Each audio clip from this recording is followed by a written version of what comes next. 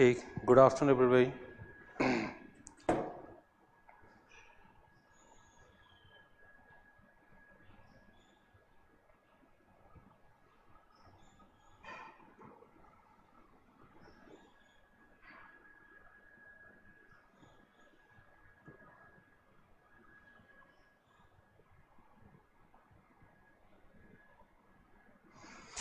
Okay, good afternoon everybody once again.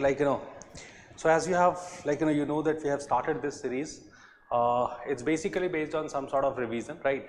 So in fact, it is what exactly we have been planning, that we have to go for a quick revision, and at the end moment of time, when it comes to the UPSC pre, at the end moment of time, the revision does play very important role.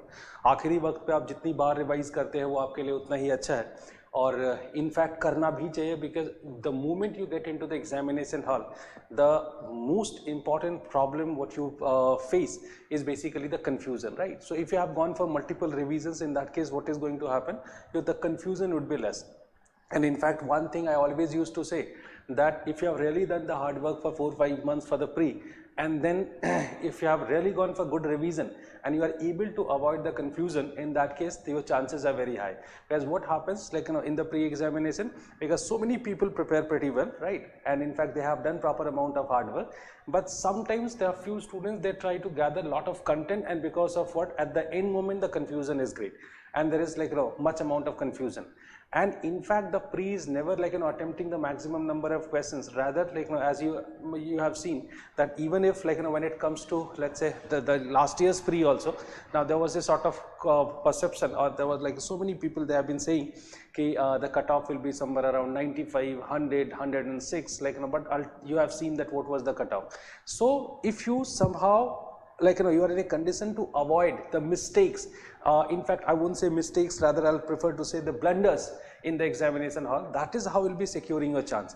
So आप कोशिश करें कि आपसे blunders ना हो, जिन questions को आप सही कर सकते थे उनको आप जरूर सही करें, और अगर उनको आपने सही कर लिया तो मेरे हिसाब से nobody can stop clearing this pre or getting through this pre. So it becomes quite easy. Every students commit 5 to 10 mistakes what they could have done if they would have attempted the questions without any fear or without any pressure. But of course there is a pressure level that cannot be avoided. It's quite obvious that in the examination hall everybody goes through some sort of pressure level, but वही control करना सबसे important है, और उसको control कैसे कर पाएंगे if you have gone for maximum amount of revision. Fine. So as you all know that in this particular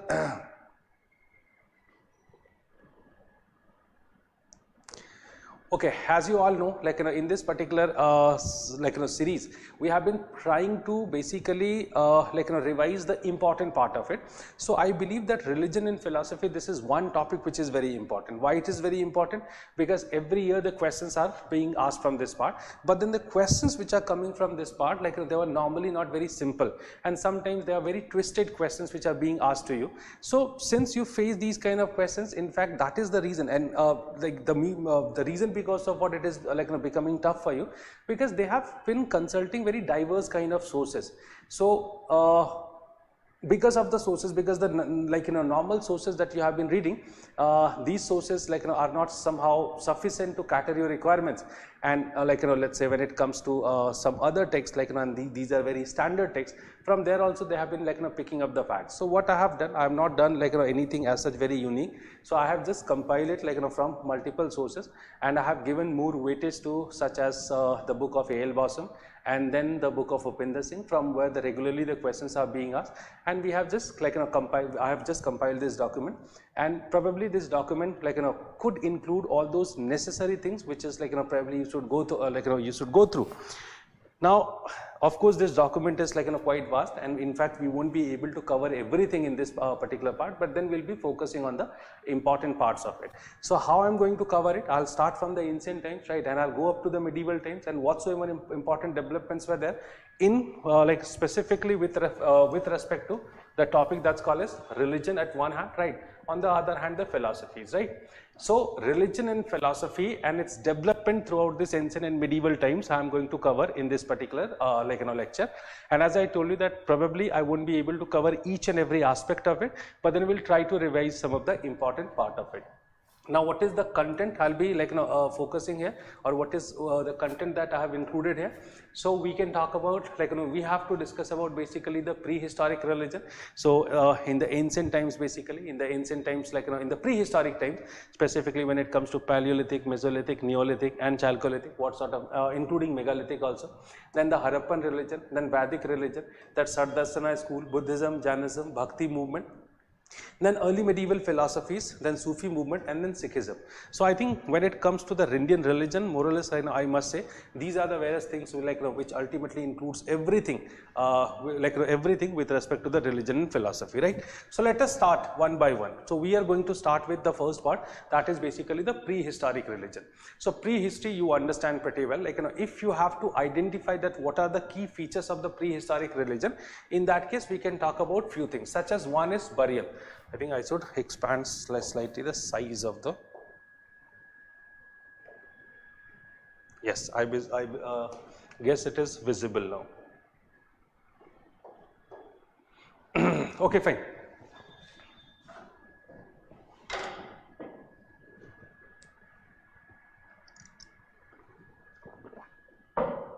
Fine. So it is prehistoric religion, right? So when it comes to prehistoric religion, of course, the chances are very less that the questions are being asked from this part, but then there are few things that you should know for it. And what is it? There's one symbol is the burials, right? So if the dead bodies are being buried, it means that they had a sort of belief in the afterlife. That is how they had been doing it. Then the cave art is there. So you know that in multiple places of India, we have we have found the cave painting. So in these cave paintings, their religious aspect is also being reflected. That is the thing that you have to you should know. And then it comes to some Venus figurines, right? So some rare female figurines, mostly they are found outside of India, but then in couple of places, even in India also, we find some of the figurines, and sometimes it is being perceived that that was nothing but mother goddess, and that is how it's being related to or being connected with the fertility cult, right? That fertility cult was very popular during this period. If you go precisely to the Neolithic age, in that case you can find the burials are there, and then the way I had been discussing, megaliths, they themselves are basically a kind of religious structure, fine. So if we'll talk about the nature of the religion, prehistoric religion, in that case we can talk about this one thing that's called as animism. What is animism? It's a belief that natural objects like tree, rivers, rocks or animals, they possess a basically spirit or soul. So animism is a very important concept that we find in most of the evolutionary cultures, and we believe they believe the prehistoric people, they believe that ultimately these things were also having a sort of spirit or soul. The other thing which is also very popular among them, that is the ancestors worship, right? That was gradually evolving. If we'll see the prehistoric people, so initially they had been burying the dead bodies inside their home, and then further we can find this this trend got developed where they have started burying the bodies outside of their residences or outside of the residential complexes, and that is how it was gradually evolving. But then you should always you should just keep in mind that the ancestors worship is also considered to be very important.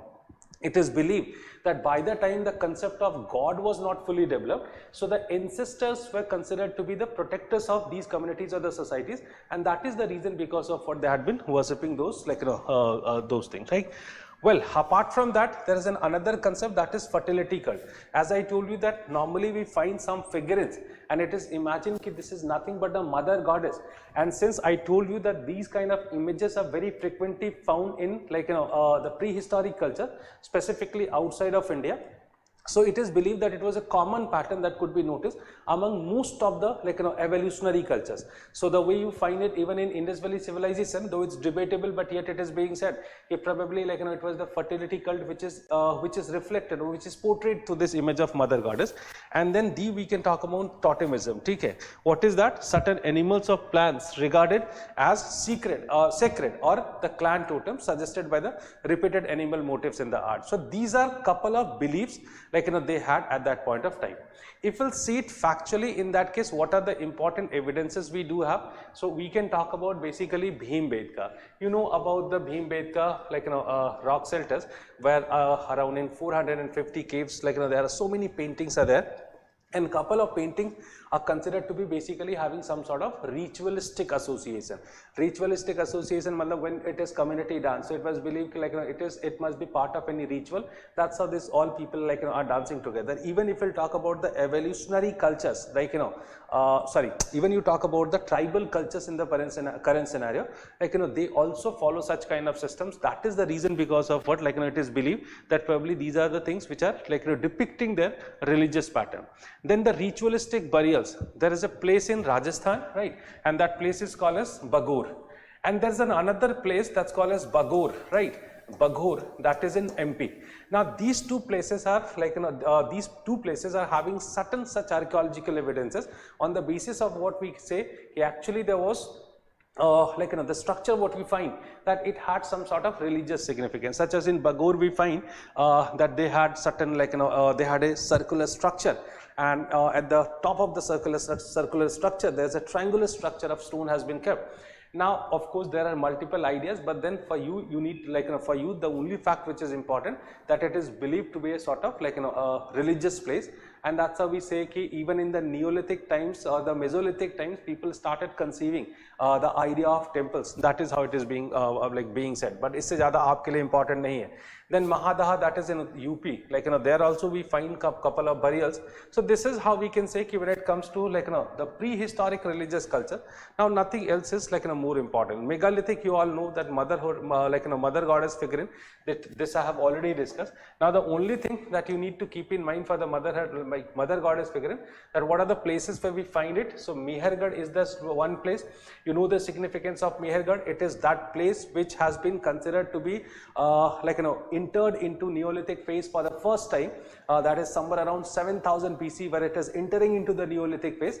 So it is considered, of course you can understand that what must be the significance of fertility over there, and if they have been going for the mother goddess worship, or if they had been following the fertility cult, I think there was no problem with that, right? Then it comes to Burja home, that is again in Neolithic site in Jammu and Kashmir. The period can be kept slightly late, such as somewhere around 2000 or 2500 BC. So there also we have found certain evidences of certain female figurines that has been compared with the either fertility cult or the mother goddess, right? So that's all, nothing else is very, very important. Chances bahut kam bhi hai. Yeah, one more thing which is important to be noted here, that is about the fire altars, right? What is this fire altar that we mostly find in the Kalibangan?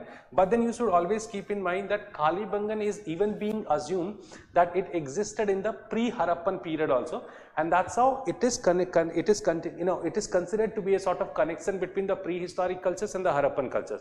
So in Kalibangan we have found the fire altars, and fire altars are somehow changing or challenging all those existing notions or the existing beliefs, because mostly we believe or historians or archaeologists also believe that as far as the fire altars or yajnas are concerned, these are the Vedic concepts or these are the Aryan concepts, but that it has been challenged on the basis of this. No, actually even the prehistoric people knew of it, and that's how we find these kind of structures. Anyways, they are not very important for you, but then I just told you that how it becomes so important. Then it comes to Harappan religion. Frankly speaking, with respect to the Harappan religion is not very confusing for you. You just need to know about some simple facts of Harappan religion. Though it is again very debatable, Harappan religion, and in fact there's nothing can be said very confirmly for Harappan religion, yet we can discuss some of the aspects of it which might be important for you with the perspective. So let's see it. Now what are the facts that we can talk about? So I have been already discussing about one popular concept is the mother goddess.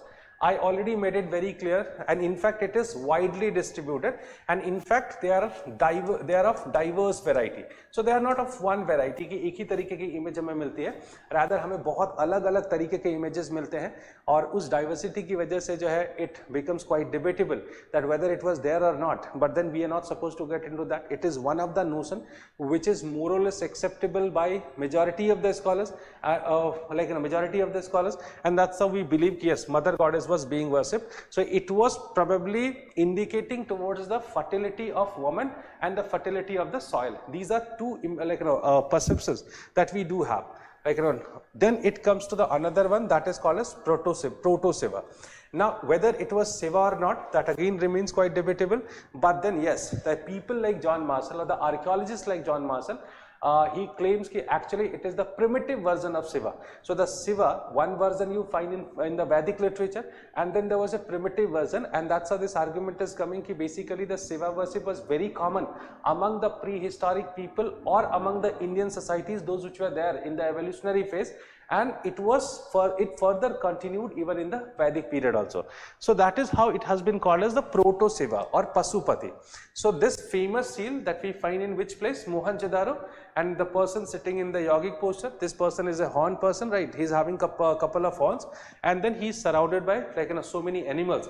So this is considered to be the proto Shiva or the Pasupati. Whether it was Shiva or not, that we are not supposed to discuss here, but then yes, it was there. Okay.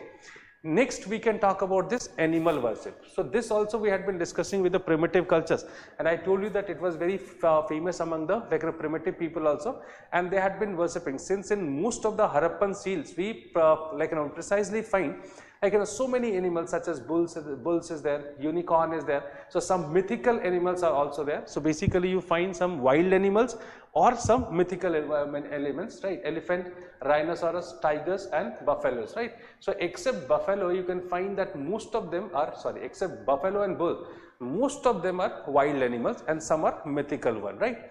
Something which is very common among them is the humped bull. And you know that humped bull remains very significant even in the present time also, and that's how people make the connection with the modern day cultures also, or modern day societies also, that it is an age old practice, and from the Harappan times people kept on worshipping humped bull. Okay, then sacred tree or the nature worship. Nature worship is also considered to be very frequent, and in fact the way we find that people tree is being worshipped by people, and then some natural elements such as tree, animals, rivers, and sometimes multiple kind of animals are there. So we can say that they had nature worship was very popular among them. Apart from that, we can talk about the phallic or the yoni worship. Now this is also something which is indicating towards the following of Lord Shiva. Why? Because the phallu worship, or let's say phallic worship, and then the yoni symbols are found. Again it is debate whether it is true or not, because some people used to say that this is some construction stuff, it had been used for constructing the buildings and all. On the other hand, it is also being said no, it was actually the one of the primitive examples of the Shiva worship. That is how it is being said. So these are certain symbols basically that we find either in form of linga or the yoni.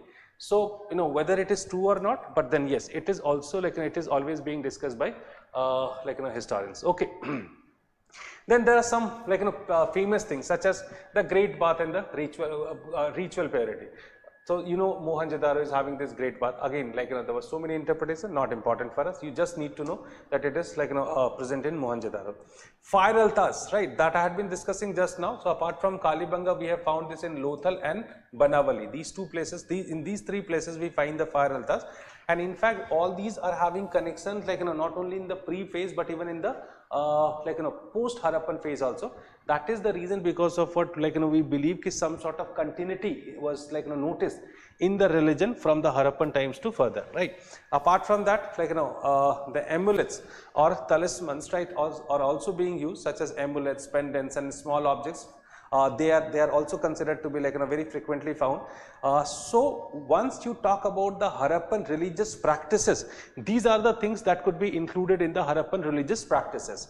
Apart from this, there is something on the basis of what we talk about the belief systems of the philosophies, and what is it? The burial practices. Mind you, whenever any community or the society is going for certain burial practices, it is having the direct connection with the philosophies, because any society which is having the burial practices, it means that they do believe in some sort of afterlife. So if the Harappans were having this, so that is indicating towards it. And then most importantly, there was great amount of diversity in the burial practices, and I believe there was no such burial practices which were not present in Harappan civilization. So either you talk about the complete burial, right? Then partial burial, then paired burial, then the burial with the dogs, the burial with artifacts, right? Every cremation, the pit burial, every sort of burial is very much like present in Harappan civilization, which shows the diversity of their society, that the society must be very diverse. That's why they were having this kind of this kind of diversity in the burial practices. Okay. Apart from that, the things that you should keep in mind, that is more important in the pre-examination, that there is no evidence of temples, right? So temples are completely absent here, right? Or in fact, large idols are also not being worshipped. Large idols से क्या मतलब है कि कोई ऐसी shrines नहीं है उनके पास जहाँ पे वो लोग बड़े images या idols रख के उसकी पूजा करते होंगे. As I told you that we do find the mother goddess, and in fact mother goddess is very frequently found over there. So that's how we believe ki probably they had a common concept of worshipping mother goddess, but then it was part of their domestic ritual rather than any public ritual, right? So it was a sort of domestic part of their religion or their religious practice, right? So temples are absent here, fine. No evidence for the horse worship, that is well known to you. No deciphered religious text, and that is how we are not in a condition to discuss much about it. So that's all about the Harappan period. Now let's move to the Vedic religion. Okay.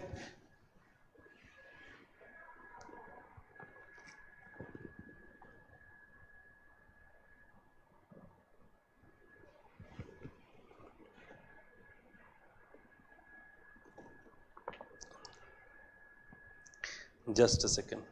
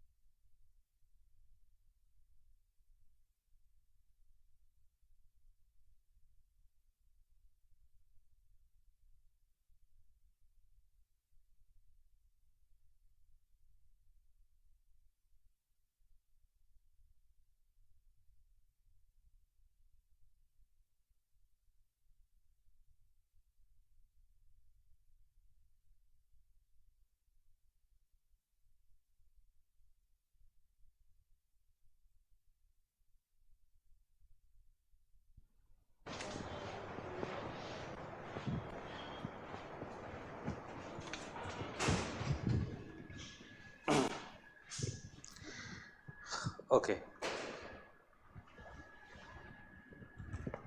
Fine. So now we have to discuss let's discuss about this, like, the Vedic religion. Fine. So now in the Vedic religion, basically most of the things are most of the things are very conceptual sort of thing, right? There is no great amount of facts, but yet there are certain things that we need to know. And in fact, frankly speaking, when it comes to the Vedic religion, I have never seen that they have been asking very factual kind of questions. Whenever they have asked the questions, mostly that they have been asking the questions which are a bit conceptual.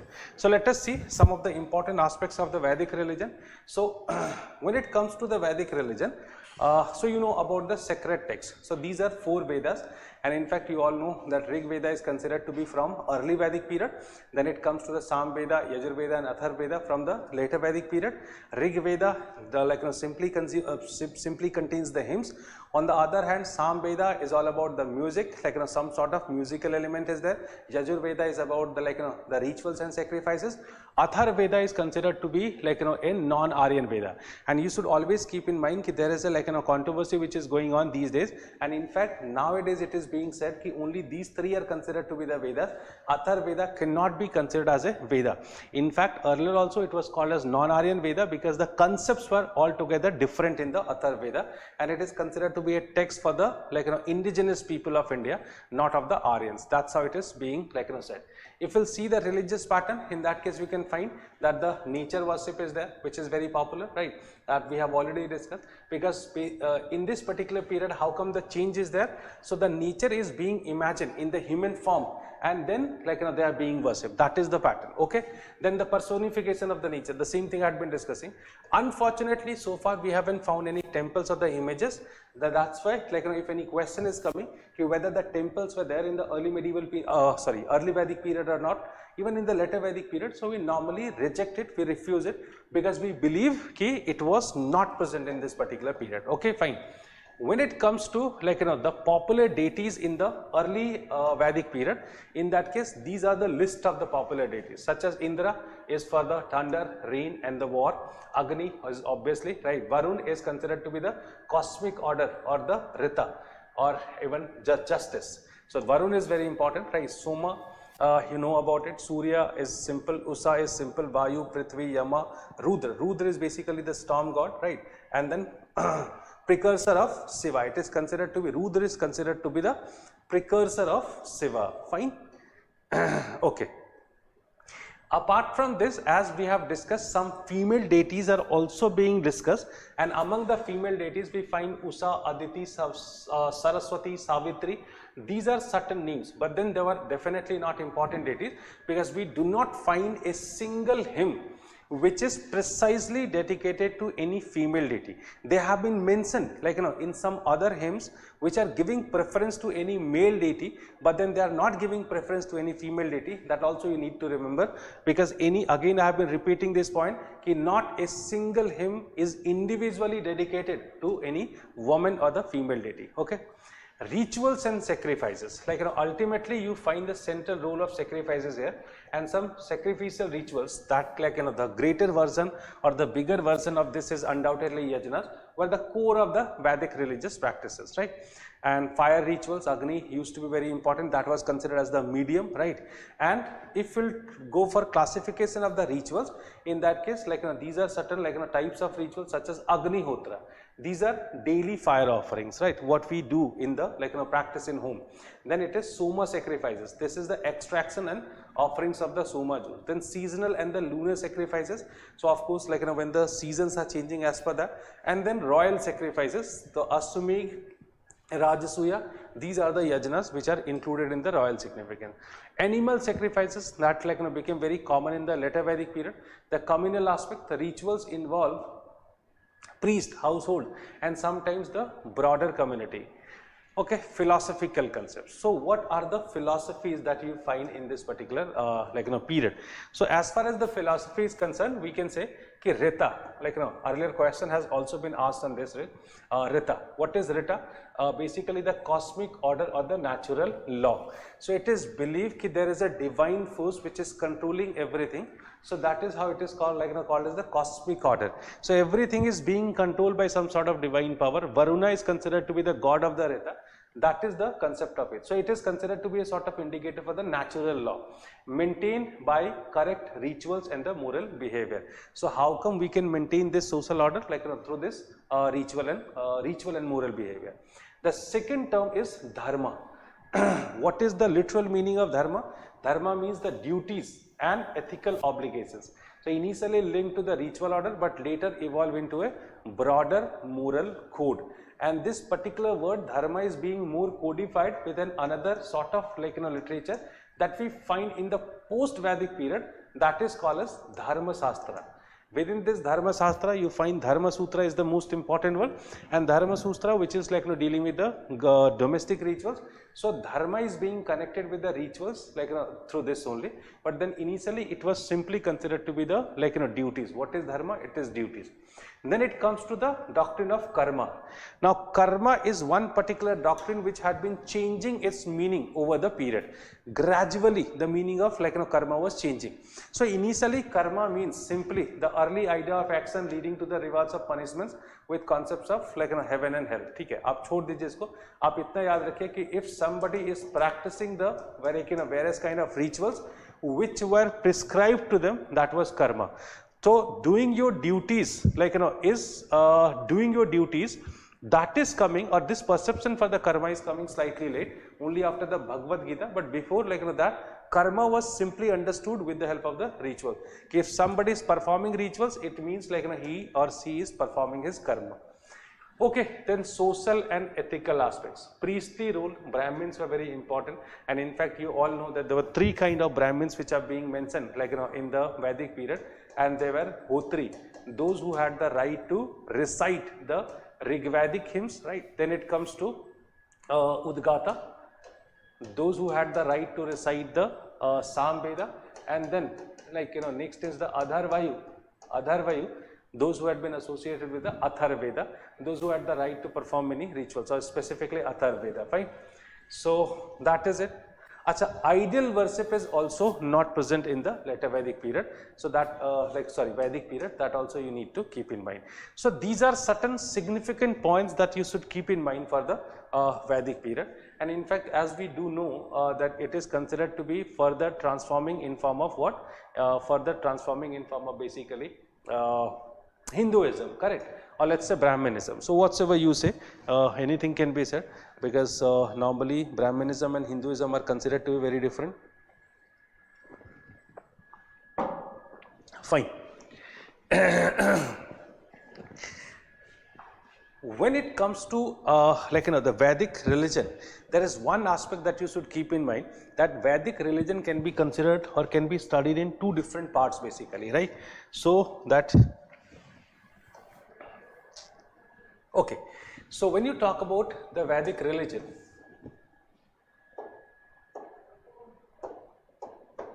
when you talk about the Vedic religion, you always keep in mind that there is one part is called as the practice, okay, and there is one part which is called as the philosophy. So normally when it comes to the texts which were earlier there before the coming of philosophy, so that is undoubtedly it's Vedas, then it comes to Brahmanas. Now these are two texts which are precisely focusing on what? Practices. But then towards the end of the later Vedic period, we find the coming of two texts that is known as Aranyakas at one hand and then Upanishads, right, on the other hand. And these are considered to be marking the beginning of metaphysics or the philosophy in Vedic religion. It was believed that earlier whatsoever text we have discussed, nobody was ever talking about any philosophy. Now what is the philosophy? The moment you try to define God, soul, salvation, the Swarg, Narak, heaven, hell and all these kind of concepts, so it is believed that they, the Vedas have never tried to interpret or let's say explain these things. Now the earliest efforts were made by whom? Earliest efforts were basically made by Aranyakas and Upanishads. Now from here we see the beginning or the starting of the philosophy, fine. So that is how a transition can be noticed from the early Vedic to later Vedic towards the end phase of the later Vedic, and that's how you see the philosophies are coming. Otherwise the philosophies were not very precisely there earlier. Now there's a specific term which is being used for the philosophy what we find here, and that is known as the Vedantic philosophy, right? That is called as Vedantic because since it comes at the end of the Vedas, and that is how it is considered to be the Vedantic philosophy. The reason because of, one more thing, when it comes to Aranyakas, it had been basically indicating towards some of the philosophical ideas, some of the devotional ideas also. So Aranyakas had been emphasizing, simply you keep in mind the Bhakti, and the Upanishads were basically emphasizing on what? They had been emphasizing in the knowledge. So Aranyakas, it had been simply talking about getting into the forest and doing the meditation, and through the meditation ultimately what do? Through the meditation you try to connect yourself directly to the God, and that's how you get the salvation whatsoever it is, right? So basically Aranyakas are saying ki even without the middleman you can connect yourself directly to the God. That is the basic thing, and that's how you should only keep in mind ki if anything is coming related to bhakti, in that case you should think of Aranyaka. And Upanishads, which literally means to sit near the feet of the teacher, that is simply that simply means that you have been getting the knowledge from the teacher, and the knowledge of specifically Veda or Vedas or Vedic literature that lead to you salvation. That is the concept of it. So since they have started dealing with these kind of metaphysical concerns, right, that's how we know the beginning, or we talk about the beginning of philosophies from this point, right? So when it happened, afterwards you can find that some more philosophical schools appeared, and that is how what you know as Hindu philosophy, that's mostly known as Darshana, that you find hereafter, right? So before the coming of Aranyakas and Upanishads, actually there was no such philosophies which were, or in Vedic religion there was no great concept of philosophy prevailing ever. So when it comes to the philosophies, right, you should also keep in mind that philosophies are basically divided into two parts. Okay? At one hand you talk about the Astic philosophy, right? On the other hand you talk about the Gnostic philosophy, okay? Astic and the Gnostic philosophy. So anything which is believing in Vedas, right, or let's say Vedas or Vedic scripture, and then Vedic gods, it is falling in the Astic category. Those who do not believe in both the categories, they are falling in the Gnostic categories. So what is the definition of Astic and Gnostic? I believe that is clear to you, that those who are believing in Vedas and Vedic gods, they are Astic. Those who are not believing in Vedas and Vedic gods, they are Gnostic. Fine. So as per that definition, Aranyakas and Upanishads were very much falling in which category? Astic category. Why? Because they have denounced the role of middlemen in getting salvation. But then they never discarded the significance of the Vedas, or let's say Vedic scripture and Vedic gods, and that's how they do fall in the category of Astic philosophies. So in the later phase you find that there are different sort of religions, sects and the cults are emerging, and they could be classified in these two categories, Astic and the Gnostic philosophy. So when we say Darshana is precisely about what? Astic philosophy, right? On the other hand, when you talk about Buddhism, Jainism, Ajivika, right, then Charvak, these philosophies were falling in the category of Gnostic philosophies. So this is how we have divided it. But then this division is also a bit vague on certain occasions that I'll come to discuss later. So basically when you talk about the Astic philosophy, in that case, from the post-modern period till the Gupta period, you can find the development of all these philosophies. So let us see, which is known as the Darshana school. So some basic information about them, right? And what is it? Such as Nyaya. Nyaya, which was propounded by Gautam Muni, or he was also called as Akshapad. And then the text which was written by him is the Nyaya Sutra. What is the core concern of it? It is talking about the logic, or let's say it is talking about the logic and epistemology. Fine. So what is the core concept of it? In a simple line, they had been trying to prove the presence of gods in this world through certain logics. If it is happening, it means God is there and God is controlling everything. That is it. इससे ज़्यादा जानने की ज़रूरत नहीं है, ठीक है? And Nyaya Sutra, ये इन्होंने कहा है कि there are 4 valid means of knowledge. Because any philosophy that you talk about, they all have emphasized like either to some extent or greater extent about the knowledge. And in fact, they had been saying ki what are the right ways of achieving or getting knowledge. In that case, we can say ki Nyaya Sutra is saying that there are 4 valid means of knowledge. Pramana, that is considered to be the most important one. So these are like the ideas which are there with the Nyaya school, right? The second school is very unique. That's called as the Vaishesika school. It was propounded by Kanad Muni, and like the name of the text are always similar to the name of the school only. So Vaishesika Sutra, that is the name of it. Why did I call it very unique? Because it had literally given certain very unique ideas, as in like it is giving the philosophy of atomic the atomic theory, or that is also called as atomism, or we can say metaphysics, right? So what is this atomism? Atomism, matlab, it simply accepts that ultimately whatever we find in this world, that they all have been ultimately made of certain elements, or let's say atoms, and that is how it is called as the atomic philosophy. These kind of questions are frequently being asked from where we find the beginning of atomic philosophy. So I think it is the Vaishesika school or the Kanad Muni which is giving this particular idea. So basically Vaishesika Sutra, they talk about the 7 categories of padarth, like the substances, and then quality of action for these things. You just remember this is the most important idea which has been given by it. Then it comes to the Sankhya philosophy. Frankly speaking, when it comes to Sankhya philosophy, this is the oldest philosophy coming after the Vedantic philosophy, or else we can say the Upanishadic philosophy, right? So Sankhya is considered to be the oldest one. And what is very surprising to be noted down here, that as far as this Sankhya philosophy is concerned, it was initially falling in the Nastic category. Further, it converts into the Astic category, right? So if you'll see this Sankhya, then in that case, propounder was Kapil Muni. The text which is there, is called as Sankhya Karika. And it talks about basically the dualism of Purusa and Prakriti. Now understand this, what is Purusa? That is consciousness. Consciousness matlab ek tarike ki jo divine power hai, usko represent karne ke liye the word which was used by him is the Purusa, and then that is called as consciousness by him, and Prakriti is the matter. What you see around you, that is matter. And he simply said ki these are 2 separate things. Something very similar has been said further by Shankaracharya that you need to know. So he says ki there is a dualism between Purusa and Prakriti, right?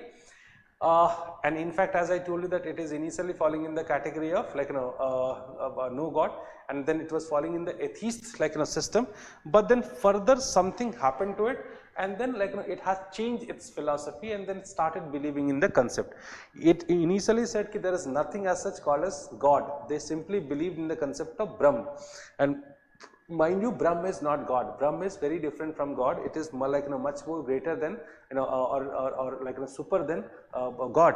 So that is how initially it was not believing in the God. But then, as I told you, that later the philosophy is slightly transforming. Okay, fine. Next school is Yoga. It is very popular. You all know Patanjali was the propounder, right? Yoga Sutra is the text. It is about the practical discipline for the liberation. So Yoga Sutra's 8 limbs or path, that is combinedly known as Ashtanga Yoga, or it is also known as the Raj Yoga. Fine.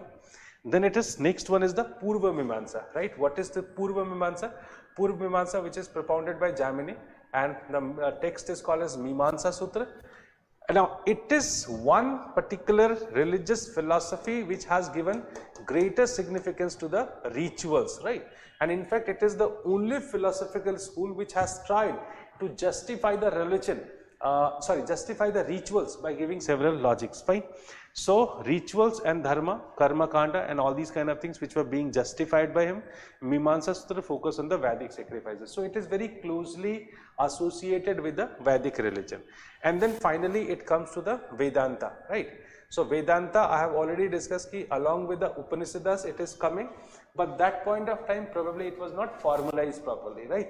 But then what happens further, we find a person called as Badarayan plays very important role, and he wrote a book that's called as Brahma Sutra, and this is somehow dealing with metaphysics, Brahman, moksha, I've already discussed that how come Vedantic philosophy is dealing with these kind of things, and it is also called as Uttar Mimamsa. Okay?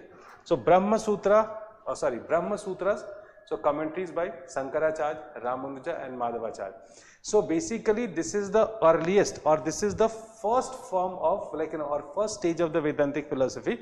The second stage of Vedantic philosophy is coming somewhere in the early medieval period between 9th to 12th century. That we'll discuss separately. This is the first stage of the Vedantic philosophy. Okay, fine.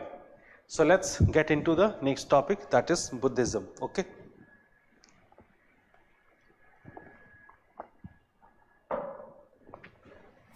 Fine. While doing Buddhism, we have to simply keep in mind that the basic things we are not going to discuss about Buddhism. ना तो उसमें से questions आते हैं, ना हमें discuss करने की ज़रूरत है, तो हम उस पर बहुत बात नहीं करेंगे. हम ज़्यादातर बात करेंगे उन areas पे from where the questions are typically being asked, right? So let's see. So first we'll be talking about the fundamental doctrines of Buddhism. There is nothing to be discussed as such. You know that there are 4 noble truths, that's also being called as the Chatur Arya Satyani. And what are they? Dukkha, Samudaya, Nirodha and Magga, that is Ashtangika Marg. Then it comes to eightfold path, that is again not needed to be discussed. Okay. Then it comes to some other things. Now we have been entering into some core ideas of it. Okay, fine. There are 3 marks of existence, right? Existence. What are they? Dukkha. Life is full of sufferings. Then anicca, that is impermanence. Anything specifically that he talks about. Buddha talks about precisely, let's say for happiness. So sukh or happiness is impermanent and dukkha is permanent. That is the core idea. That is called as anicca. Then anitta, right? Non-self, denial of the permanent soul of the Atman. So basically, the way specifically Brahmanism accepts that soul is something which is permanent, and it just transforms from one body to another body, has been denounced by Buddhism, and says soul is also not something which is permanent. Then there is another philosophical idea in Buddhism that's called as Pratitya Samupada. That is also being called in Buddhism basically, on Prakrit it is called as Paticca Samupada. And what is it? It is the dependent origination, right? Everything that happens in this world is dependent on the other thing. That is the idea. So all phenomena arise in dependence upon other phenomena. Nothing exists independently. That is the idea. So it is a very very important in the progressive idea which was discussed by Buddhism. Though they have done it with respect to the death and birth and all these kind of things. But then in general, in practical, it can be applied to, it can be applied to many other areas also. Where is it? Fine. Okay. Karma and the rebirth, that is something very common, karma is an action, have consequences in this and the future lives.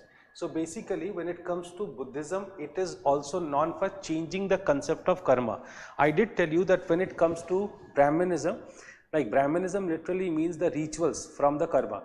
But then when Buddhism comes, it converts or it changes its forms, and now it is being considered, okay, this is what? This is basically action of the people.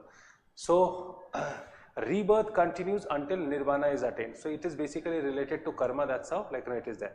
Nirvana. So ultimate liberation from the cycle of birth of death. रट्टा मार लीजिए आप इसका बिल्कुल ठीक है, ये कई बार पूछा है इन लोगों ने.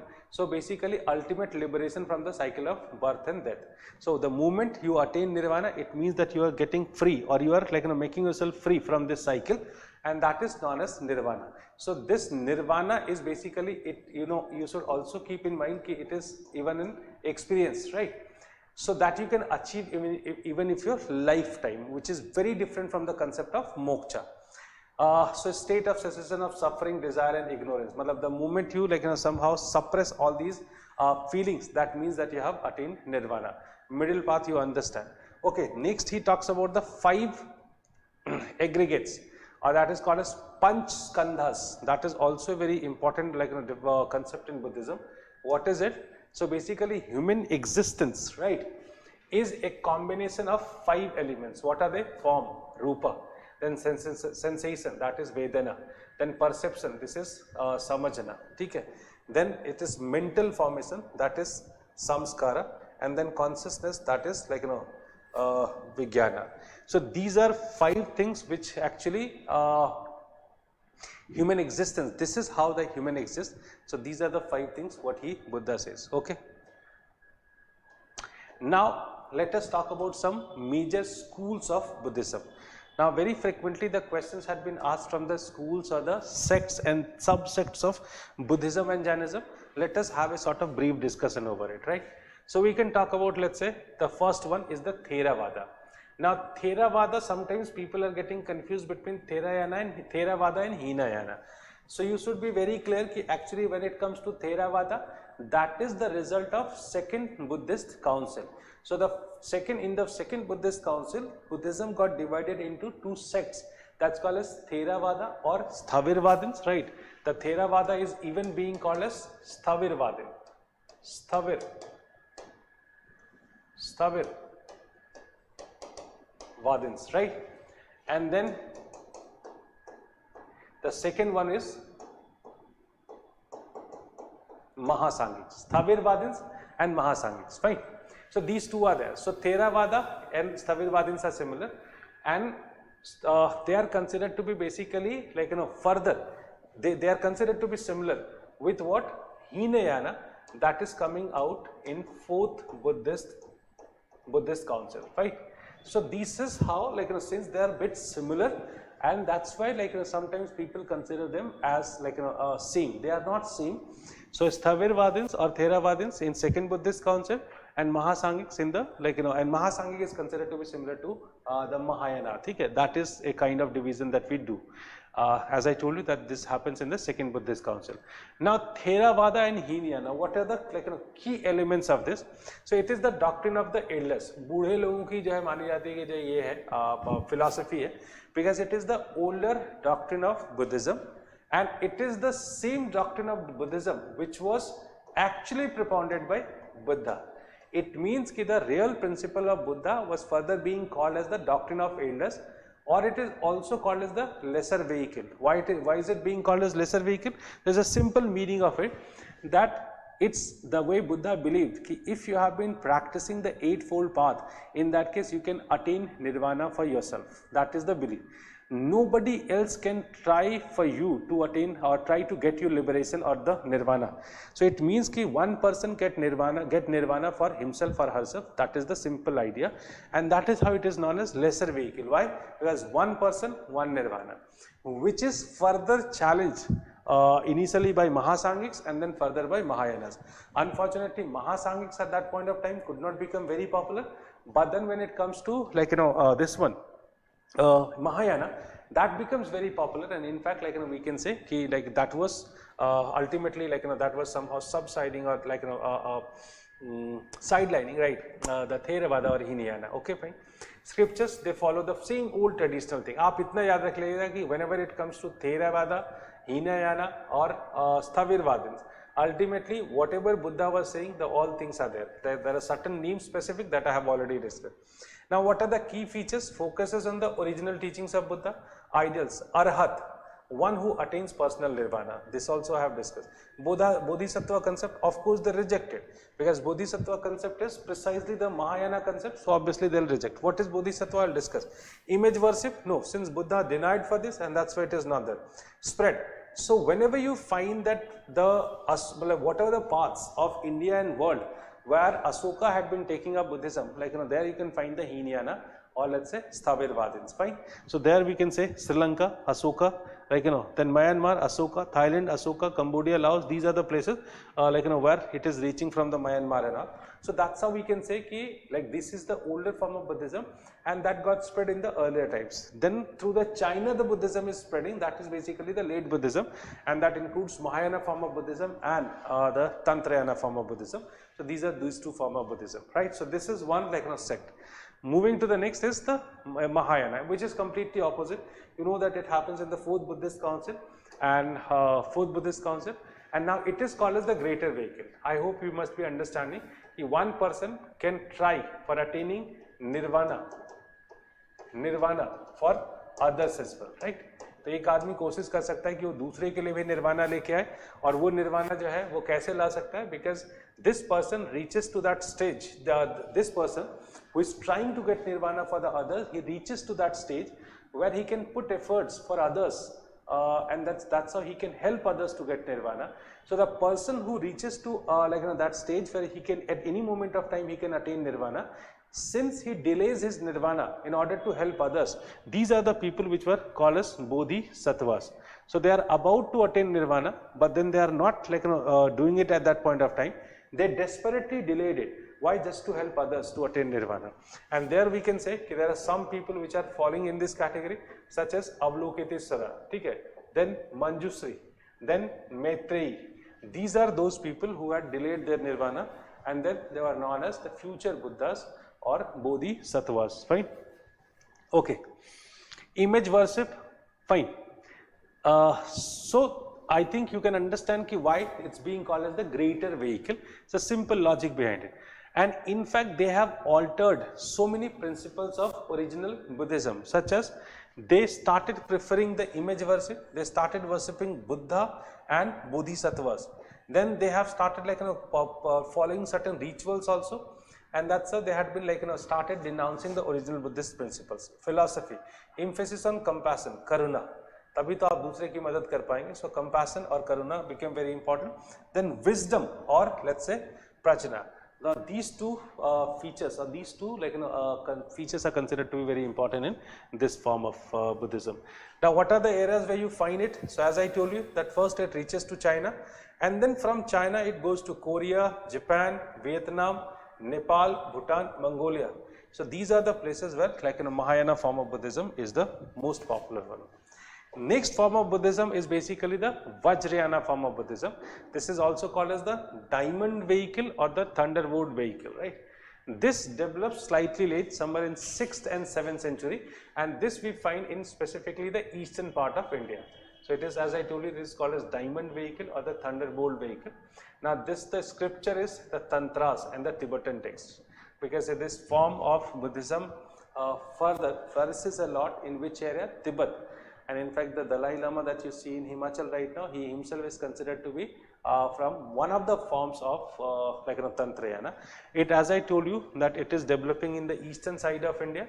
So what are the key features? Incorporates esoteric rituals, mantras, mudras, and then mandalas. Right? Belief in rapid attainment of Buddhahood through spatial practices. Now they have changed their deities also. Now Tara has become one of the most important one, then Vajrapani, and then some other Sakt worship you can say, which is coming into it.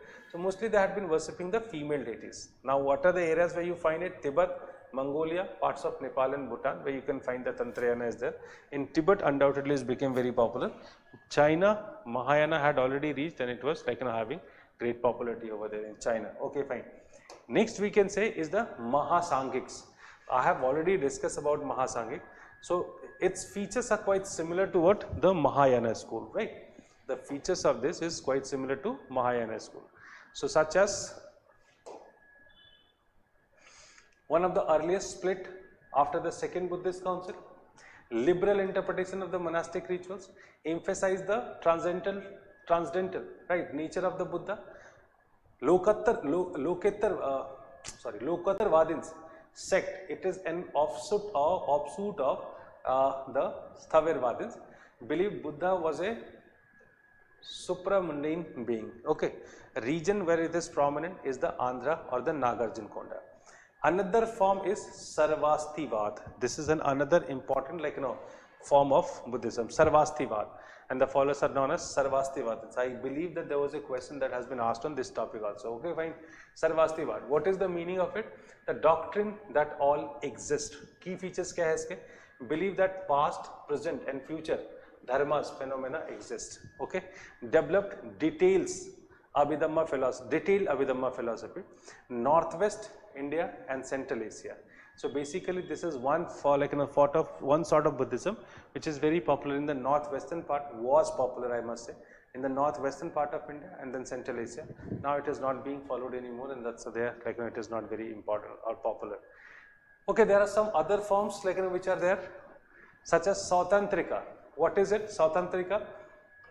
It emphasizes the authority of the sutras over Abhidhamma. Matlab sutras are more important, right? And Abhidhammas are less. Matlab that philosophical interpretation is not more important. What is more important? The sutras which are given by the Buddha, it's more important, and believed only in present dharma, dharmas exist. Then another one is there, is called as Samityas. What is it? One of the four main school of early Buddhism had unique views on the nature of self.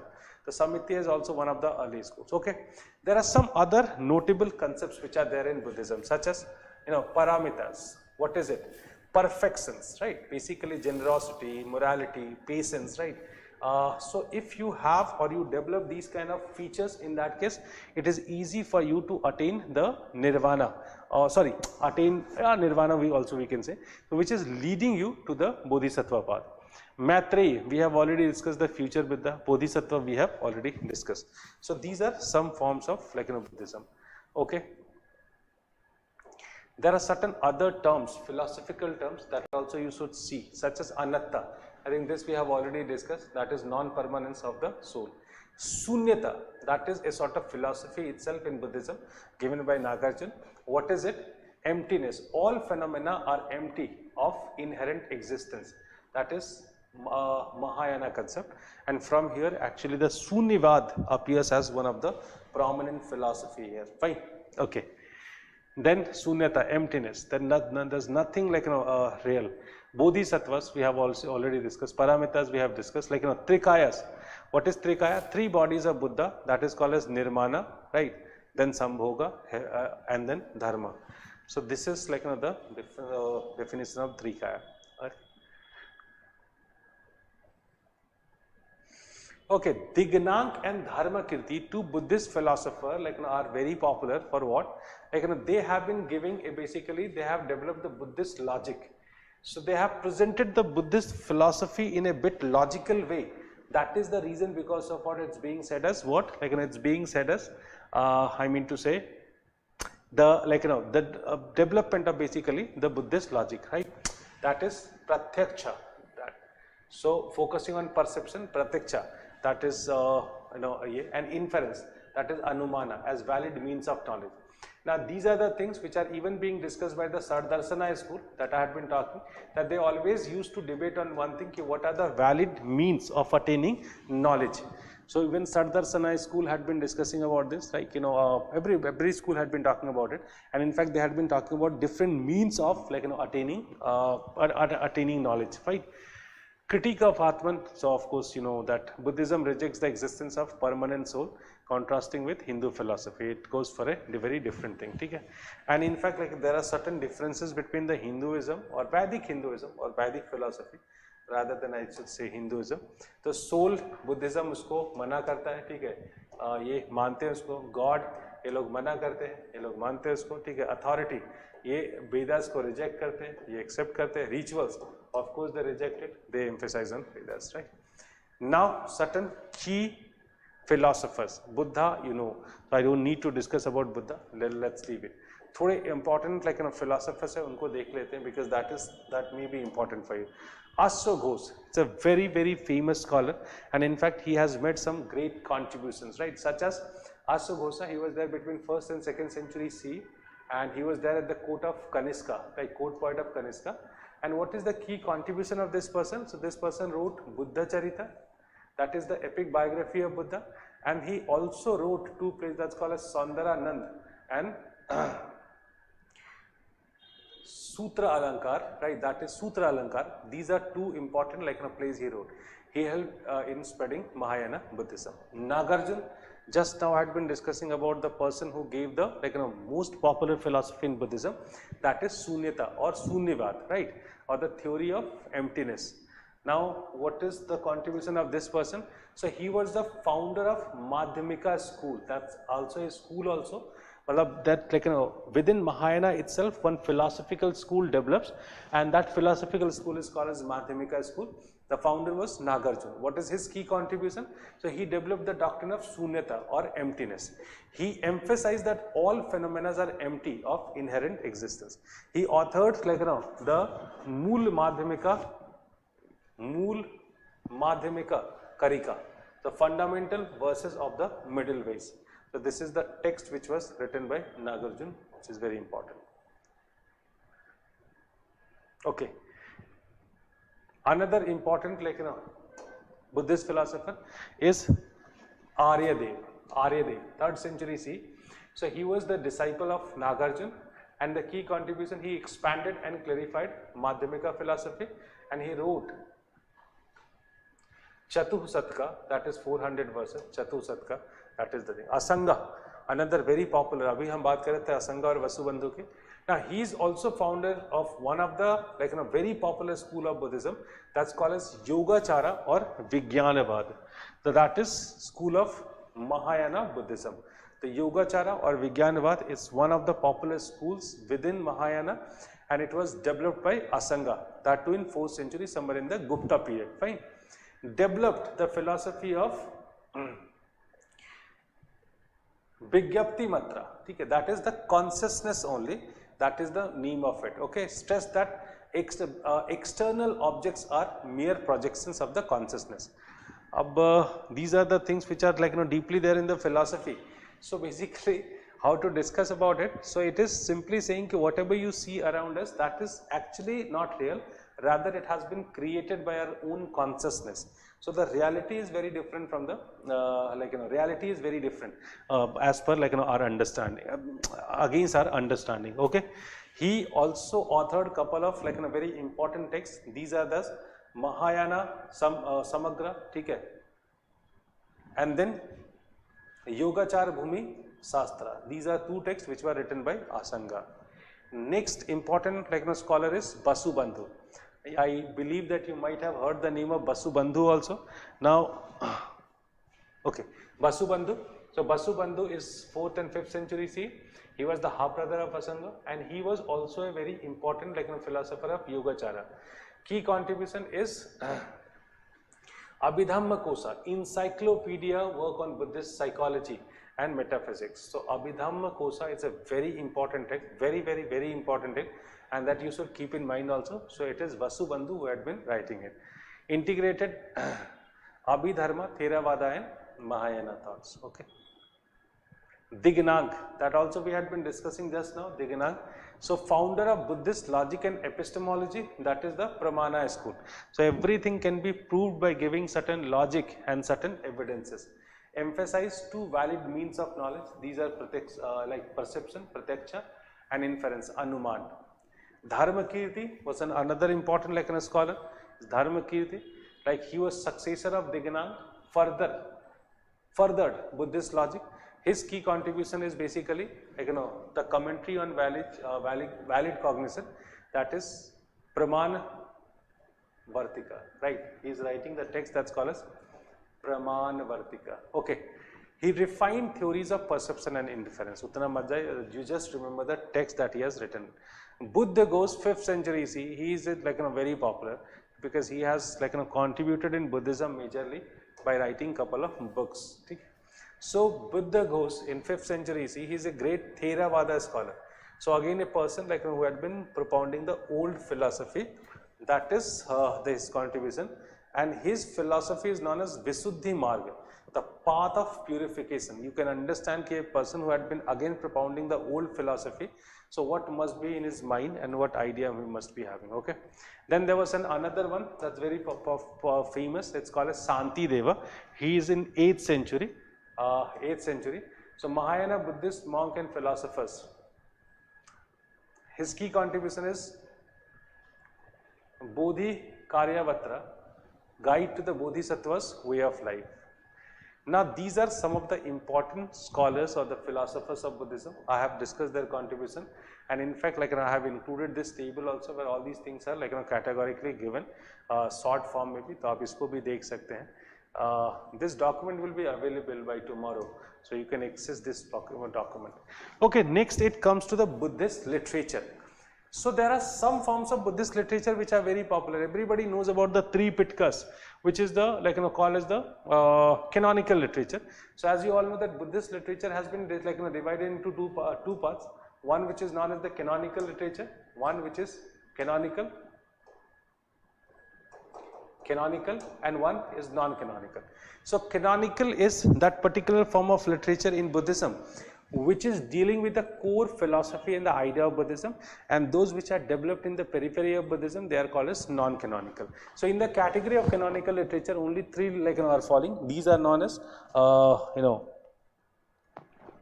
all the three Pitakas, Sutta Pitak, Vinaya Pitak, Abhidhamma Pitak. These are the three which are falling in this particular category. So this is the three Pitakas. Okay, they are mostly written in Pali. Three Pitakas is precisely written in Pali only, but later later texts are being written in Sanskrit and hybrid also. So anyways, I am not going to discuss much about this three Pitakas because you all know about it. This is Sutta Pitaka, which has been further divided into 5 parts. These are Dig Nikai, Dig Nikai, Majjhim Nikai, Khudak Nikai, Angutar Nikai, or Sanyukta Nikai. These are the 5 parts of it. And then it comes to Abhidhamma Pitaka, which is basically the philosophical interpretation of Buddhism. Fine. Okay. Then we find some Mahayana Buddhist literature also. As I have already discussed that when it comes to the Mahayana Buddhist literature, that is being written either in Sanskrit or the hybrid languages. Fine. So Mahayana Buddhist literature, basically it is Prajna Paramita Sutra. It is the teaching of the perfection of wisdom. Okay. Then it comes to the Lotus Sutra, that is the Sadharma Pundarika Sutra, emphasizes the universal Buddhahood and Bodhisattva ideal. This I don't believe it is very important to be remembered. Okay. This is Lankavatara Sutra, that is focuses on that is basically from Yogacara philosophy. Then it is Avtamsaka Sutra, that is Flower Garland Sutra, describes the interdependency of all phenomena. These are some Mahayana texts. These are precisely Mahayana texts, so that you need to keep in mind. There are certain Vajrayana or Tantric texts also. Of course, we find them in Sanskrit or Tibetan, because what are the areas where they are popular. Now the texts are also different, what you find in this particular school. So it's basically Goya Samja Tantra, then it is Hevajra Tantra, and it is Kala Chakra Tantra. So I think it's easy to remember. Vajrayana, from the nature itself, you'll be able to identify what are the important things. Jataka tells, it is dealing with the pre-birth stories of Buddha. 550 tales are there. Being to be precise, I can say 547 are there. Okay. Apart from that, we find some other important Buddhist texts also, such as Dhammapada, that is verses summarizing Buddha's teaching, part of Khudak Nikaya. Then Milindapanu, it is a very popular, you all must be remembering it. Mahabansa and Deepbansa, that is basically the Sri Lankan chronicles, and they were developed also there over there, and in fact these are in Singli text, like Sri Lankan languages. Then is Buddha Charita, it is the biography written by Asugos, and that is in Sanskrit. You remember that in which particular language it was written, it is in Sanskrit. Buddhist Council, that's a very common thing, you must be knowing. These are the languages which have been used for writing it. That is a sort of table for Buddhist literature. I think this table may help you to revise it quickly.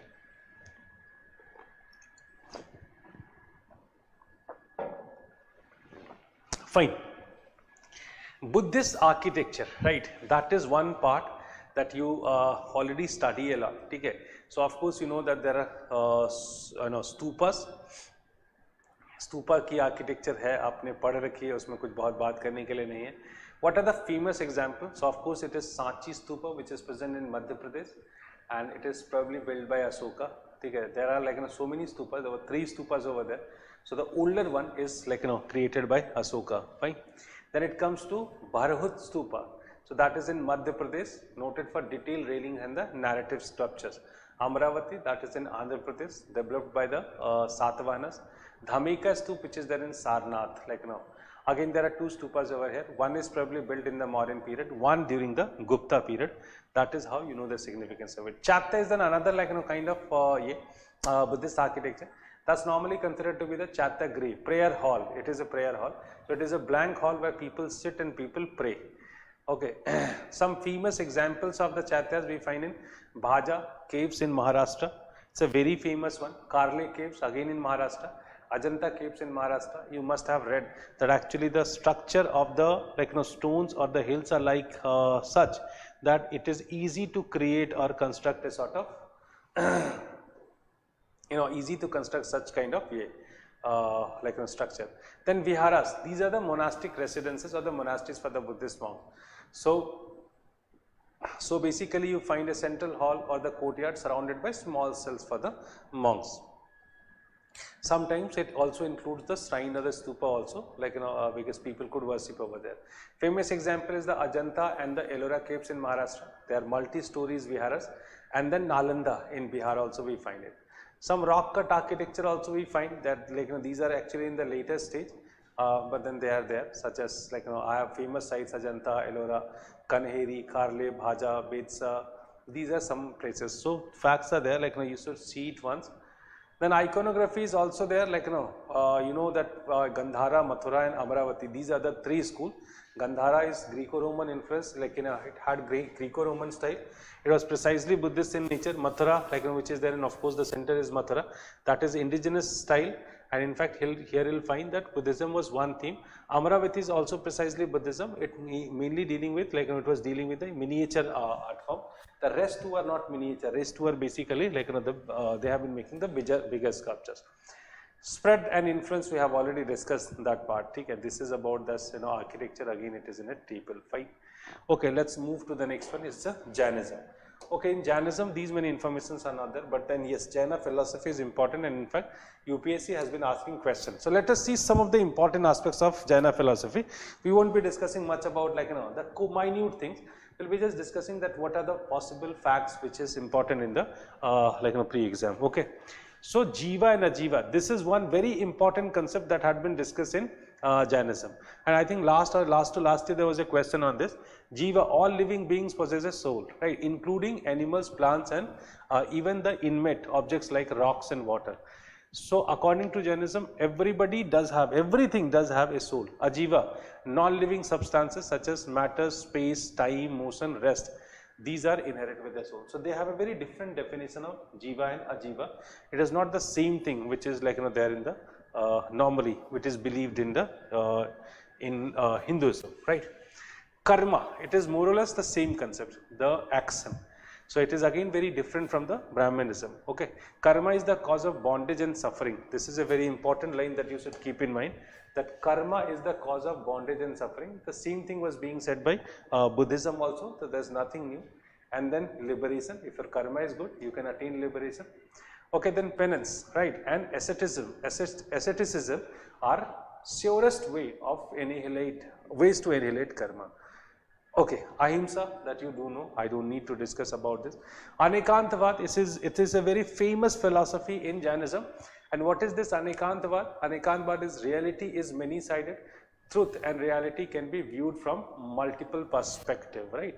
So, non-absolutism, maybe, may not be. Syadavad is the theory of conditional prediction.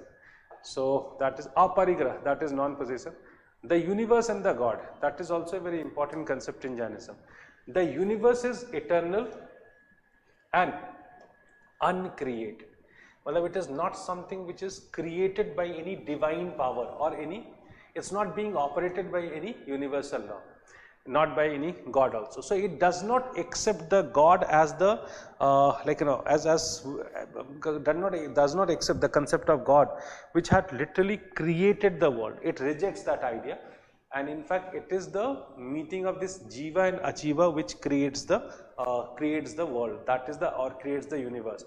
So Jainism rejects the idea of a supreme creator or destroyer. So in general, or in a simplistic version, it rejects the idea of God which is responsible for creating anything.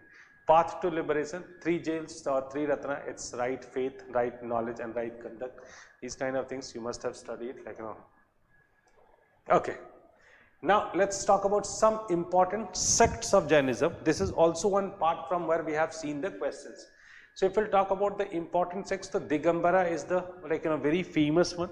You know about that famine took place in Magad, and then after that you find that people have migrated towards south somewhere in 299 or 300 BC, and this is how we find this division takes place in Jainism. So when the people migrated to south, coming back, and then these people are coming up with this some sort of conflict. So Digambaras, like monks, practice complete nudity as a symbols of renunciation. These are those people who migrated to south. Women are believed not to be eligible. That's a very important line. According to Digambara tradition, right, women are not eligible for liberation. So what do they say? They say that if the woman had to take birth, woman had to liberate herself. In that case, for that, they need to take birth in the male form, and then only they could liberate themselves. And that is how the 19th Tirthankar is very controversial. 19th one, that's called as Mallinath, because according to Digambar tradition, Mallinath is a male. But according to Shwetambar tradition, which believes that woman in the woman form itself can achieve nirvana, it simply says ki no, actually Mallinath was a woman, and in woman form only she achieved, or she became Jain. So women, okay, idols of the Tirthankaras are depicted unclothed with downcast eyes. So basically, it goes for idol worship, but then the way they make the idols, that's very different. Emphasis on extreme asceticism and non-possession. Scriptures lost the original agamas, but then further we find the Sat Khandagamas, right? And then it is Kasya Pahudu. Okay, fine. Geographical spread. The Digambar was mainly in the southern and central part of India. Shwetambar, this is called as the white clan. Monks and nuns wear simple white clothes. Women can attain liberation. I have already discussed. Idols of the Tirthankaras are closed and often decorated. Less strict ascetic practices compared to the Digambaras. Scriptures possess the canonical Jain agamas. Geographical spread mainly in the western and the northern India, Gujarat, Rajasthan. Apart from that, there is another sect which is very popular that appears pretty late. That is coming in the 17th century, Sthanakvasi. In 17th century reformers, this is offshoot of the Shwetambara tradition only. Now it rejects the idol worship and temple rituals, focuses on meditation, self-discipline and simplicity. Fine. Meeting held in sthanaks, the prayer house, and that is how this is being called as the Sthanakvasis. And another sect which is very popular, that's called as Terapanthis. This is Terapanthis. Now this is coming or appearing in 18th century, reform movements within Shwetambaras, and key features, they again reject the idol worship. They are also not in favor of idol worship. Highly organized monastic order under one acharya or the leader. And in fact that could be noticed being practiced in the current society also. So they have been following one acharya, and they emphasizes discipline, unity and social services. Fine. I have already included these things here. What are the basic ideas for them? So in a table, so you can find it out. Important Jain concepts. Tirthankaras, you know that there are 24. Sanglekkhana, it's a very popular practice in Buddhism. In Jainism. So people die through fasting, or people surrender their life through fasting. 5 great vows, or the Mahabharatas: Ahimsa, Satya, Asteya, Brahmacharya and Aparigraha. Jain literature is divided into multiple categories. So let's see it. It's not there, I guess. Okay. Acha, we have kept it separately. All these ideas that we have discussed, that has been given here separately also. तो आप एक बार इसको देख सकते हैं कि what do they say for God? No creator God. Karma, physical substance, must be said of the liberation. Fine. Ahimsa, penance. Okay. Important Jain philosophers. Mahavir, you know, Bhadrabahu. From here, let's discuss.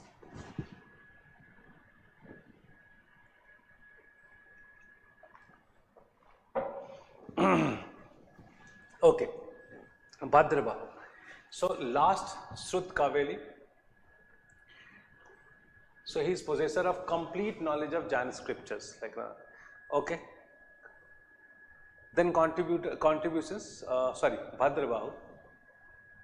So he is also called as the last Shrut Kaveli. ठीक है, Kavali. जैसे भी pronunciate करेंगे. but like he was the person who was like who attained Kaivalya oath, and he was the last person to attain it. So contribution presided over the Jain community during the Mauryan period, led the migration of Jain monks to the south. So it was Bhadrabahu under whose leadership the people are migrating towards south, and after coming them back to North India, now this division like takes place here between Shwetambaras and Digambaras. Niryuktis and the Kalpa Sutras, these are two famous creations by this person, Niryuktis and Kalpa Sutras. Okay, fine. Then, okay, Umaswati or Umaswami, author of the Tatvrta Sutra, author of the Tatvrta Sutra, the first Jain text in Sanskrit. That is the most important thing. So Umaswami was the person who wrote the first Jain text in Sanskrit. Now what else like his contributions? So his systemized Jain philosophy accepted by both Digambaras and Shwetambaras, summarize the essentials of Jaina metaphysics, ethics and epistemology. Like define several tattvas, like leave it. So basically these are the contributions of it. Okay. Kunda. Most revered Digambara Jain philosopher, right? Contributions, he authored some like a foundational text such as Samayasara, then Pravachanasara, okay, Niyamasara and Panchastikabhya. These are the like famous writings by Kunda. Emphasize that the doctrine between the pure soul, the Nischaya, okay, and the practical conduct, that is Vyavaranaya. Stress inner purity and all. It's Haribhadra Suri, late scholar, like 8th century, but then Haribhadra Suri is also very famous for multiple reasons, right? Haribhadra Suri, prominent Shwetambar Jain scholars, his contribution that he wrote over 140 works in Sanskrit, Prakrit and Apabhransa. Now, like there are a couple of them which are notable, you can go through once, ठीक है? सारे याद रखना हमारे लिए जरूरी नहीं और possible भी नहीं, okay. Siddha Sena Devakar, 5th century CE. So Jain, logician and philosopher, his contribution is Nyayavatara, introduction of logic in Jainism. Then Acharya Hemchandra in 11th and 12th century, great Jain scholar, poet and polymath, contributions, right? He also wrote so many things, so many works like are there, such as Trisasti Salaka, then Purusa Charita, then Suddha Hema, Sabdanusana, right, grammar basically. So these are couple of important contributions of Acharya Hemchandra. Hari Sen, he is there in 7th century. Digambar scholar, his contribution is like he authored Brihat Kathakos, right. This is a very famous text, and probably if I am not wrong, this text has been asked once, Brihat Kathakos. So it is an important text. Then Acharya Pujyapada in 6th century CE, Digambar philosopher, grammarian and poet. Sarvasta Siddhi is the book which was written by him. Again, I have just like given a table, the same information have been provided here. Okay, next coming to the Jain literature. Okay, fine. Let's see the Jain literature. So basically there are a couple of forms of Jain literature. They are available in multiple languages. Initially it was there in Prakrit or Ardha-Magadhi. Then it adopted Sanskrit, and further in the later medieval works you can find that Apabhransa was adopted by them. Some regional Jain literatures are also present. These are in Kannada, Tamil, Hindi and Gujarati. But then of course these are late development. The original Jaina text could be noticed Prakrit, Sanskrit and Apabhransa. Regional languages appear slightly late. Now it is divided into multiple categories. What are they? Basically Angas. The core teaching is Angas. So it's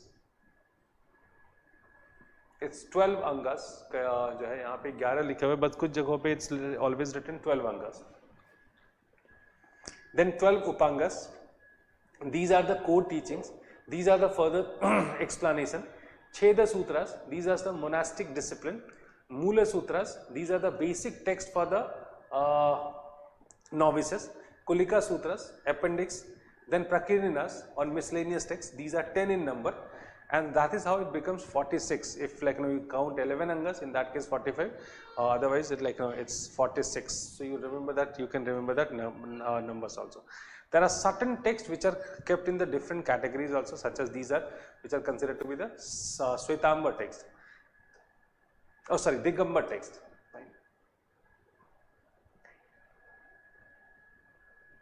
This text we have already discussed while discussing about like those important scholars. Okay, fine. Yeah, we have discussed all these texts while having the discussion over the individuals.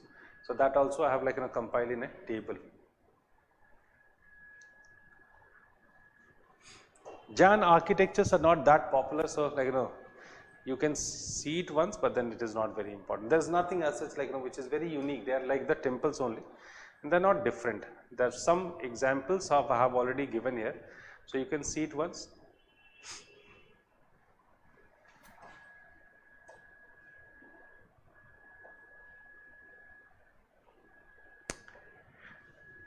Okay. During post-modern period, there is a some other philosophical schools also appeared. Sorry, sects, religious sects also appeared, and these religious sects were very popular during the post-modern period. Among them, one was basically Vaishnavism in the post-modern period. So in this Vaishnavism, that you can find in the modern and the post-modern period, and in fact, they were.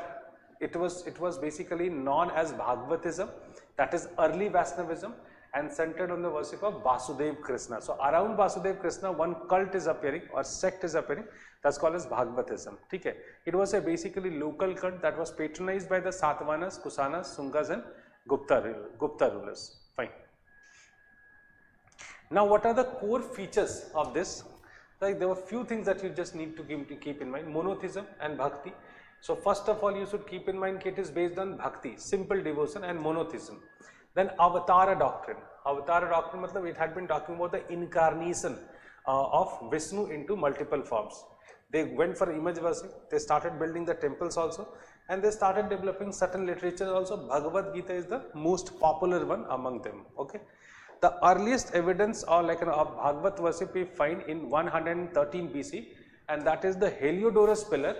That is in Besnagar, Madhya Pradesh, and it was erected by Heliodorus, a Greek ambassador, in the honor of Vasudev Krishna. This inscription refers to him as Bhagavata, devotee to Vasudev, and that's how we believe probably in the 2nd century BC. Now Bhagavat worship has become very popular. I told you that in the post-modern period it is becoming important. In some of the coins and sculptures also it can be noted down, right? These are these have been coming. Bhagavad Gita is the most important text to understand them. That's all about this year. Okay, fine. So these are some of the important developments that we find in which period? We find it basically, the ancient times, right? Shaivism has also started developing in ancient time, but probably it could not get a very organized form the way Bhagavatism is getting, or let's say a cult which is developing around Vishnu is getting. But then in the later Vedic, in the early medieval period, Shaivism is becoming more organized. So we will see Shaivism in the later stage. Fine. Okay. Let's see some of the developments in the religion in the later periods. Okay. So Bhakti movement. Now when it comes to Bhakti movement,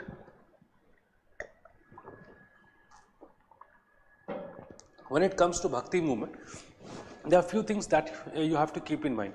There are two forms of bhakti that you find. One that is in South India, and that appears somewhere from 7th century, and one in North India that you find slightly late from the 13th, 14th century. That movement you find in North India. Fine. When it comes to bhakti, now another thing that you should keep in mind, as an idea, it was already there. Just now in the beginning, I had been discussing when you talk about the Aranyakas, or else you talk about even the Bhagavatism, when I talked about Krishna, which is Krishna worship, and the way I had been telling you that it was precisely based on the idea of bhakti itself. So this is how we can say that bhakti as an idea had been already prevailing. Now on the basis of this particular idea, a movement takes birth, that is called as the Bhakti movement. Bhakti movement is not precisely a religious movement, rather it is more a social movement which includes some of the aspects of religion also, and that is how we find this Bhakti movement. Fine. So these are certain basic things that you have to keep in mind for this Bhakti movement. Now when you talk about Bhakti movement in South India, so undoubtedly there are a couple of regions for it. South India, you know that caste hierarchy was much more, or the differences between the caste was much more greater, and that is one reason. So socio-religious context is there for it. it is the period when the state formation process was also going on. So there are multiple reasons, because of what ultimately we find that here a movement takes birth, and as you all know that this movement had been precisely developing, and then it is having the multiple forms. So basically when it comes to Bhakti movement, it can be divided into two parts, that's called as Alavars and Nayanars. Okay. So Alvars, we can say they were in the Vaishnavite tradition, right? And it is there between 6th to 19th century. And there are 12 famous Alvar saints, that includes one lady also, or one woman also, that's called as Andal. Fine. Then famous Alvar saints, they were called as Namalavar, okay, Andal.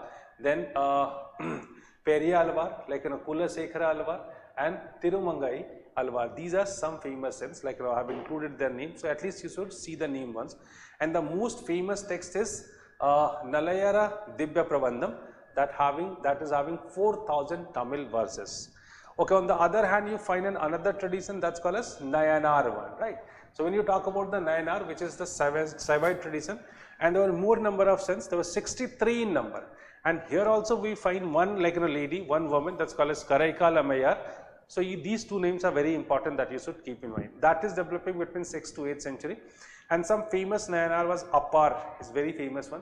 Then it's Sambandar, Sundarar.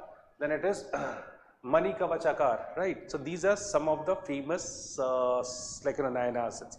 And the famous text is the Tirumurai, that is in 12 volumes. Okay. Lingayat, that I'll discuss separately also, the Saiva sects, leave it right now. Okay. If we'll talk about the famous ideas of it, so undoubtedly they had personal gods. Personal gods, matlab, of course, they are they are basically devotee to a personal deity or the personal god, that is Shiva or Vishnu. Then Bhakti as salvation, because through the Bhakti only they wanted to get the salvation. So they are not believing in the knowledge, rituals, all these kind of things. Vernacular languages, they had been using primarily Tamil and then Kannada, Telugu, and some other languages. They have been believing in the community and equality. Temple culture is also coming, and some important temples in Srirangam, then Chidambaram and Madurai were constructed, and they developed around this Bhakti movement. Impacts, you just leave, these are more things related to means exam. Spread to other religion. Now it is even coming to the other paths, such as it reaches to Maharashtra, and there was one of the two sects that's called as Varkari movement, and the famous were such as Gyaneswara, then Namadev and Tukaram from Varkari Sampradaya or Varkari movement, that is inspired by this Bhakti movement. In Karnataka you can find Haridas movement, and the important leaders were saints were Purandar Das and Kanak Das. They were also inspired by this Bhakti movement, and further it is coming to the North India also. Okay. There are certain key terms that you should keep in mind. What are these key terms? Such as Prapatti, that is complete surrender to God, that is Sri Vaishnavism, okay, central to Sri Vaishnavism. So Prapatti is one important concept. It is Vachanas, this is short and pithy poetic statements expressing devotion, especially in Lingayat tradition, that's called as Vachanas. That is Dibya Desams, 108 sacred Vaishnav temples glorified by the Alavars. Then it's Eastlinga, of course it is in the Lingayat sect, and this is how they used to call Shiva. Important relevant facts. Okay, there are certain facts that you should keep in mind. These are some of unusual facts, such as Andal is the only female Alvar composed, what is the text composed by him? Is Tirupavai, and is Nachayar Tirumuji. Okay. Then Manika Vachakar, okay. Now his Tiruvasagam is considered the masterpiece of Tamil spiritual poetry. So basically this female saint, and it is considered to be one of the most important things. Basava's Anubhava Mantapa is early example of spiritual parliament open to all caste and the genders. That's a very important information that you should keep in mind. Basava, Channa Basava, okay, Anubhav Mantapa, it is early example of spiritual parliament. Namalvar, okay, considered the greatest Alavar, and his hymns are central to Sri Vaishnavism. These are some important and facts. Okay, Akka Mahadevi renounced marriage and social conventions. Her vachanas are revered in Kannada literature. Akka Mahadevi. Ramanuja's social reforms, like allowed non-Brahmins to enter temples and practices and rituals. We'll see Ramanuja separately. Haridas also will see separately. Some important facts. Now, apart from this also, there are certain facts that you should see once. Like, let's see.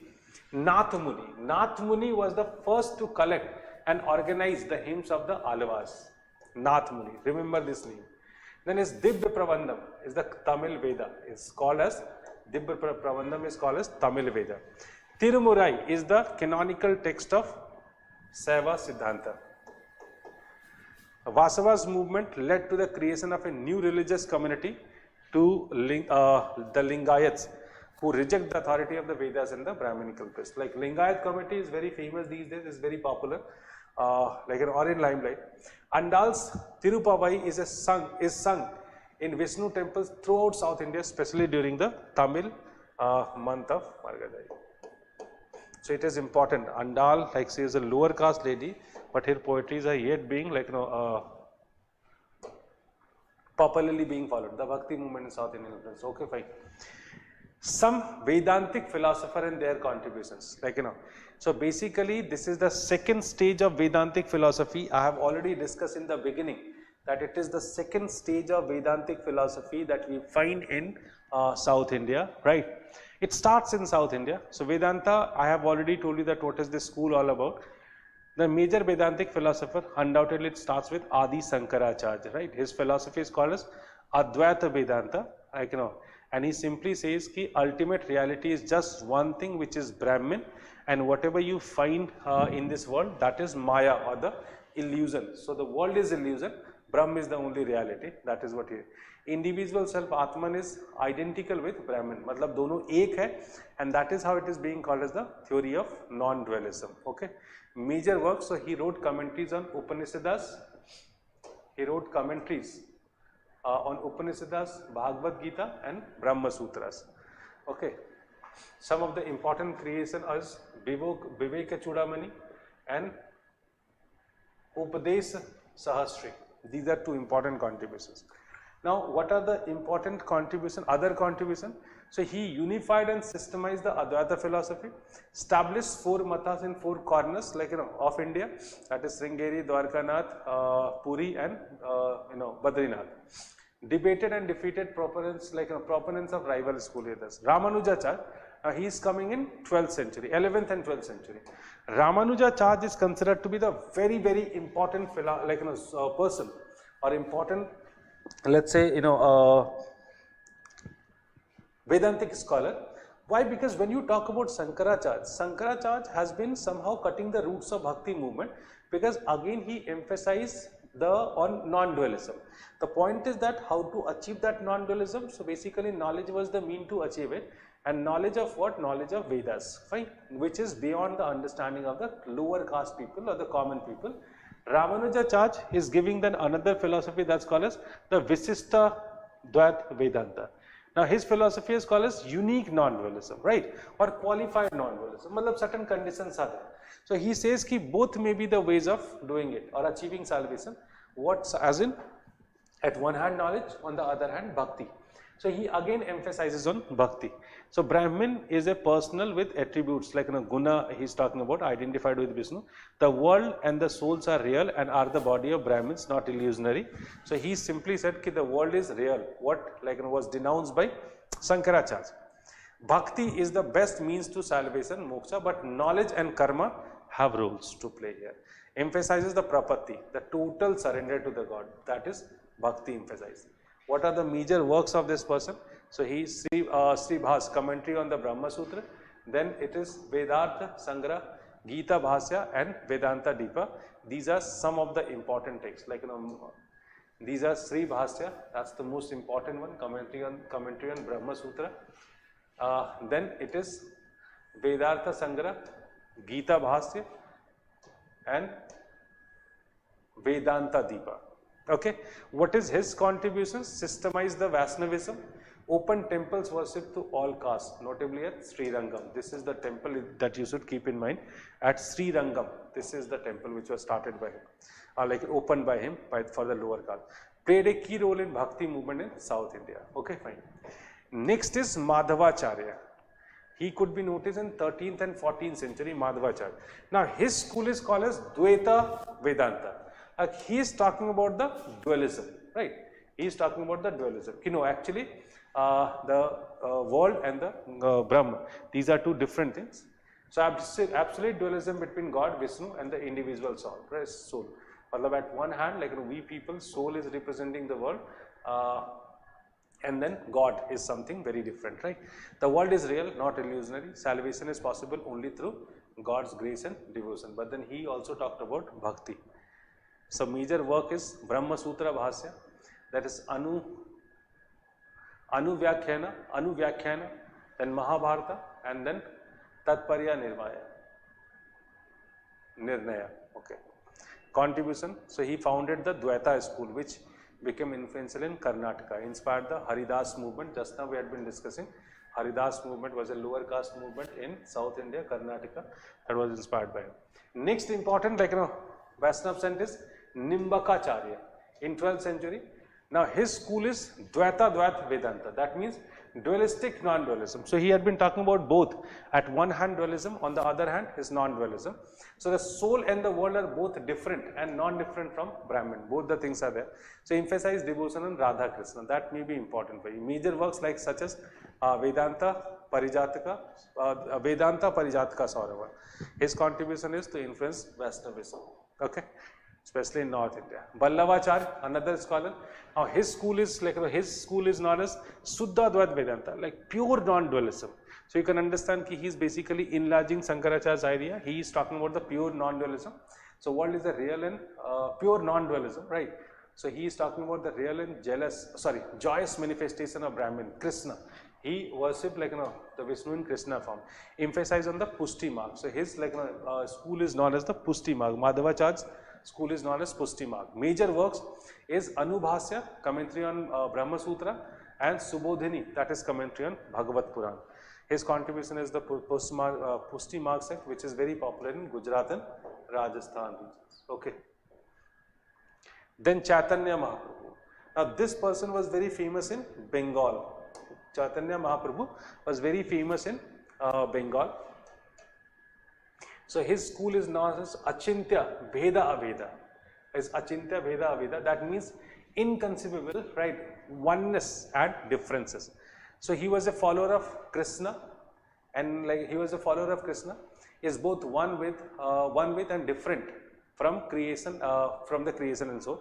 He emphasized ascetic devotions, bhakti through kirtan is the most important thing that you need to keep in mind, because this person has been given the credit for inventing kirtana. Before that, kirtana was not there. His contributions is inspired Gaudiya Vaishnavism that is being followed in Bengal region. That's called as Gaudiya Vaishnavism and the Bhakti movement in Bengal region. Now his key contribution is the systemization of Vedanta in Bengal region. Fine. Oh, okay, that is in general, just leave it. So I have just arranged them in a table. Some additional facts that you should keep in mind, again I could not include them anywhere. Mandan Mishra, it's a very famous person, because it is said that a contemporary of Shankara, and he debated on with him on Advaita. Then it is Totakacharya, Padmapada, Sureswara, and then Hastamalka. Four main disciples of Shankara. These are four main disciples. So एक बार याद रखिएगा, इस Totakacharya, ठीक है, इस Padmapada, Sureswara, and then Hastamalaka. ये पूछा भी है एक बार इन लोगों ने. Nath Muni, the early Vaishnav philosopher, collected Alvar hymns and systemized Sri Vaishnavism before Ramanuja. Vedanta Desika. This is later Sri Vaishnav philosopher, expanded Ramanuja's teaching. ठीक है. This person is called as Vedanta Desika, later Sri Vaishnava's philosopher, expanded Ramanuja's teaching. Then Apaya Dikshita, 16th century Advaita scholar, wrote extensively on Vedanta. Okay? So a late person, like late scholar who had been writing on Vedanta is Apaya Dikshita. Then Gaudapada, he preceded Sankara, wrote Mandukya Karika, that is foundational Advaita text. Gaudapada, that is known, like he is known for writing Mandukya Karika. Impact on Bhakti movement, that we have already discussed. Okay, fine. Coming to Shaivism. Now, Shaivism is getting a sort of greater form, or an elaborated form after this Bhakti movement, and in fact multiple branches of Shaivism is appearing hereafter, and that's how I have kept Vaishnavism there and Shaivism here. So you should always keep in mind that how it is changing. So it is basically, as I told you, that it is all about multiple sects. So what are the sects of Shaivism which becomes very popular? Okay, fine. So it is Puspata Shaivism. Oh, sorry, Pasupat Shaivism. Pasupat Shaivism. That is oldest Shaiva sect, Pasupat, that we have already seen from the Harappan times. We find the references of this. But if we'll trace formally, in that case, we can say from the 2nd century BC. I told you that when Vaishnavism was flourishing, at that point of time, Shaivism also started coming. But then somehow Shaivism could not become that much popular the way Vaishnavism became. And Vaishnavism became very popular because of the Krishna, because somehow Krishna was largely being followed by good number of people at that point of time, but that unfortunately did not happen to Shaivism. But when Bhakti movement comes in early medieval period, along with Bhakti movement, there's greater flourishment of Shaivism. So this earlier form of Shaivism was established by Lucullus. He is regarded as the 28th incarnation of Shiva. Okay? Text is the Pasupat Sutra. They emphasized on asceticism, meditation, and the ritual worship, and they had been looking for liberation through severe austerities and control of their senses. This more about the tapasya sort of thing, that practiced both in temples and isolation. Spread, the region where it was popular is the western and central India, Gujarat and Madhya Pradesh. It was popular. The another form that is now becoming popular is Saiva Siddhanta. Now this is dominant in Tamil Nadu and Sri Lanka region. So I told you that along with the Bhakti movement, they are coming. So Saiva Siddhanta. Philosophy is the dualistic, that is God, soul and bondage. Phasa are distinct. ये सारी चीजें अलग है. God, that is God, soul and bondage. Text is Agamas, ठीक है. Then Tirumurai, collection of Tamil Saiva devotional poetry.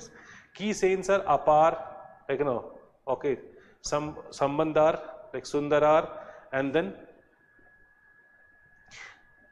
Manika Chakar, right? So these are the Nayanarsins. Practices the temple worship, ritual purity, recitation of hymns, community services, and so on. Influence basis for temple cultures in South India. Then the another form of Shaivism you find in Kashmiri Shaivism, that is also called as Trika Shaivism. Kashmiri Shaivism or Trika Shaivism. That is undoubtedly, it is in Kashmir, right? It is followed in Kashmir. It became popular between 8th to 12th century. Philosophy is non-dualistic again, Advaita, recognize Shiva as the only reality. So key text is the Shiva Sutra, Spanda Karikas and Tantras. So Shiva Sutra, Spanda Karikas and Tantras. खासकर आप इनके regions याद रखें, खैर इनका तो आसान है. Philosophers, so it's Vasugupta, then Abhinav Gupta, right? Chemaraja, and then it's Utpala Deva. These are some famous philosophers. Unique feature is the mystical experience of Shiva. So they have even recognized Shakti as the divine energy, and that's how some closeness is happening between the two. Okay. Next important Shaivism is the Nath Siddha tradition. Another one is Nath Siddha tradition that you find in the medieval period in North India, and founder was basically Matsyendranath and Gorakhnath. So Siddha tradition or the Nath tradition, that is also known as the Nath Panthis or Nath Munis. These are some alternative names, and as I told you, Matsyendranath or Gorakhnath. Okay, Gorakhnath is a very famous name. Philosophy, it combines Shaivism, Yoga and Tantra. That had already started, but then informally does Shaivism at one hand, Yoga and Tantra. All these schools were well established, so some sort of some sort of mixing is happening. Practices Hatha Yoga. Hatha Yoga means that you go to the extreme point, right? So whenever you have been practicing, let's say any yoga, so you go for the extreme form of this practicing yoga, Hatha Yoga. Then alchemy, probably you must be aware of it, right? Then physical and spiritual discipline, right? So it goes to the extreme end basically. So popular among yogis, ascetics. Like अभी भी आप जो है औघड़ जो देखते हैं, जो लोग वहाँ पे आते हैं, अभी कुंभ में आपको ये बहुत मिले थे. So that is the form of yogas. ठीक है, okay. Next is the Lingayatism. That is Beer Shaivism, right? This is the name that you need to remember. Beer Shaivism. So that was founded by Basava in 12th century Karnataka. Okay, that is also known as the Lingayat sect. Already there are so much controversy regarding this particular sect, Lingayat sect. So it worships Shiva as East Linga, the personal linga worn by the body. That rejects Vedic authority, caste system, idol worship, and other than linga and the ritualism. So basically it is a very radical form of the Shaivism which rejects everything. It emphasizes social equality, community meals and all. Text is the Vachanas that earlier also had been discussing. Vachanas, that is a Kannada devotional poetry to Shaivism. Distinct identity, it had been asking for a separate religious identity, and it is going on. Recently because of this only they were very popular. Okay. Another form of Shaivism, that's called as Kapalik or Kalamukha sect. Kapalik or Kalamukha sect. What is it? This is early medieval period. Belief and practice, extreme asceticism, right? Use of skulls like that is Kapala, rituals in like cremation ground, sometimes like antinomian like practices. So they have been going for all these kind of things. There are Kapalik and Kalamukha sects. Again, like they were very much present in this Kumbh. Mentioned in Buddhist, Jain and Hindu texts as heterodox Seva sects. Declined, absorbed into the mainstream Shaivism and disappeared. Not completely, still it is like visible. Then Veera Shaivism, right? Closely related to Lingayat only. So that is how it's not very different.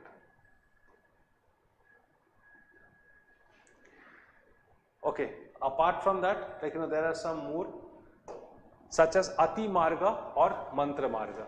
Ati Marga and Mantra Marga. Ati Marga is the early ascetic oriented Shaivism, like Pasupat and Kapalik. These are two forms like in Ati Marga, Pasupat and Kapalik. Mantra Marga, like ritualistic and temple oriented, Shaiva Siddhanta. So basically these are certain forms. एक तरफ आप extreme form देखते हैं पाशुपत और कापालिक के form में, दूसरे तरफ आप मंत्र मार्ग देखते हैं शैव सिद्धांत, ठीक है. Then like Aghori sects practices extreme asceticism, similar to them only, ठीक है. बात कर ही चुके हम. Shaivism,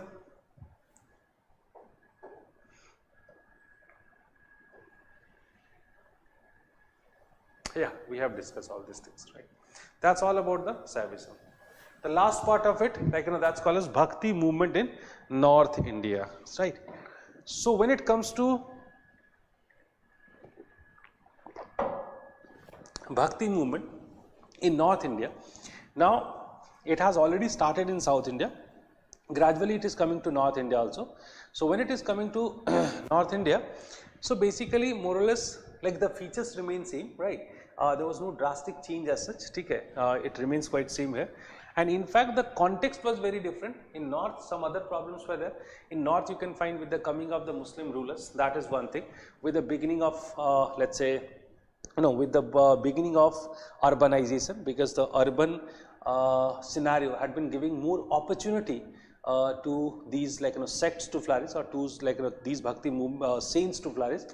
Then we can also talk about the way in the Brahmanism was somehow becoming more and more strict during this particular period. That was also one reason. So yes, there are multiple reasons which facilitated the rise or the growth of this Bhakti movement in North India. But in North India you can find that these are more saint oriented Bhakti movement. Matlab, the individual saints became so popular and a particular sect developed around them, such as Kabir Panthi, Nanak Panthi, Dadu Panthi and so on. So like there were so many bhakti saints which are coming. So some of the important bhakti saints I won't be discussing much about them, like but ठीक है, वैसे ही हम एक बार देख लेते हैं.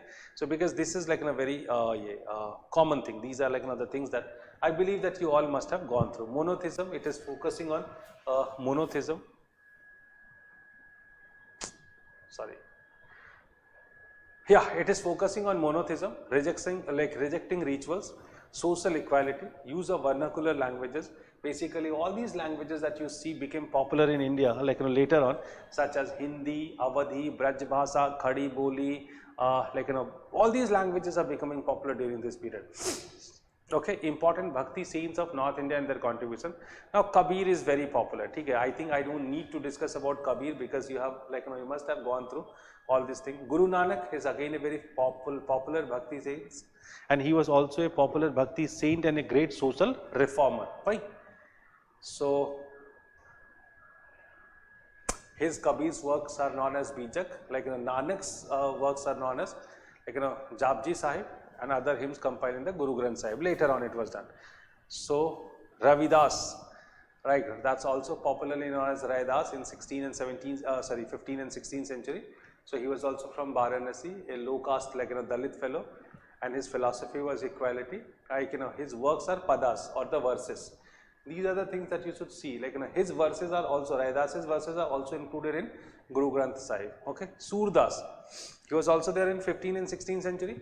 He was from also Uttar Pradesh. He was blind, right? And he was part of Sagun Bhakti. दो तरीके की भक्ति मूवमेंट्स होती थी, ये सब आपको पता ही होगा कि एक सगुन जो किसी गॉड को सेंटर में रख के पूजा करते थे, they were part of Sagun Bhakti. And those who never kept any god in front, such as Nanak is there, Kabir is there, so basically they were falling in the Nirgun Bhakti. Matlab they do not attribute any qualities to the god, quality to the god. So this is Nirgun Bhakti. So Surdas was Sagun Bhakti. He was worshipping Krishna basically. Okay, Tulsidas, again it's very popular. Ramcharit Manas is the work, and he was worshipping Ram. Mirabai, so Rajput princess from Rajasthan. She was also from Sagun Bhakti. She was she was much devoted to Krishna. Okay, she rejected social norms, caste, gender, and all these kind of things. Her works are known as the bhajans, devotional songs in Rajasthani and Braj Bhasha. Ballavacharya, okay. He is from Andhra Pradesh, Ballavacharya, he settled in North India, and his philosophy is Suddhadvat. We have already talked about him. He was also the worshipper of Krishna. Works are Anubhasyas and Subodhini. His influence, more influential, his Pushti Marg was more influential in Gujarat and Rajasthan. Okay, fine. Then Chaitanya Mahaprabhu, we already discussed about them. Dadu Dayal, born in Gujarat, settled in Rajasthan. And his philosophy is Nirgun Bhakti, unity of God, rejection of rituals and caste. And his works are Dadhu Anubhav Bani. वो काम आप उनके जरूर याद रखिएगा, वो बड़े important है. Namdev was born in Maharashtra, active in North India, and his philosophy is devoted to Vitova, Krishna, promoted equality, and his works are Abhangas, again very popular. Namdev was one of the most popular bhakti saints in Maharashtra. Okay, that's all about it. Then fine. That's all about this bhakti movement in North India. Sufi movement, I do not find that is very important, but then you should see it once, right? So I'm just ending it here only. Sufi movement I'm leaving. Sufi movement से हम इतना question expect भी नहीं करते हैं, ठीक है? इतना कुछ बहुत कुछ है भी नहीं. There are some key terms that you should note down. Nothing else is important. So that's all about it. I believe that this session could actually revise the thing and could add could do some sort of value addition. That's it. Okay. Thank you very much.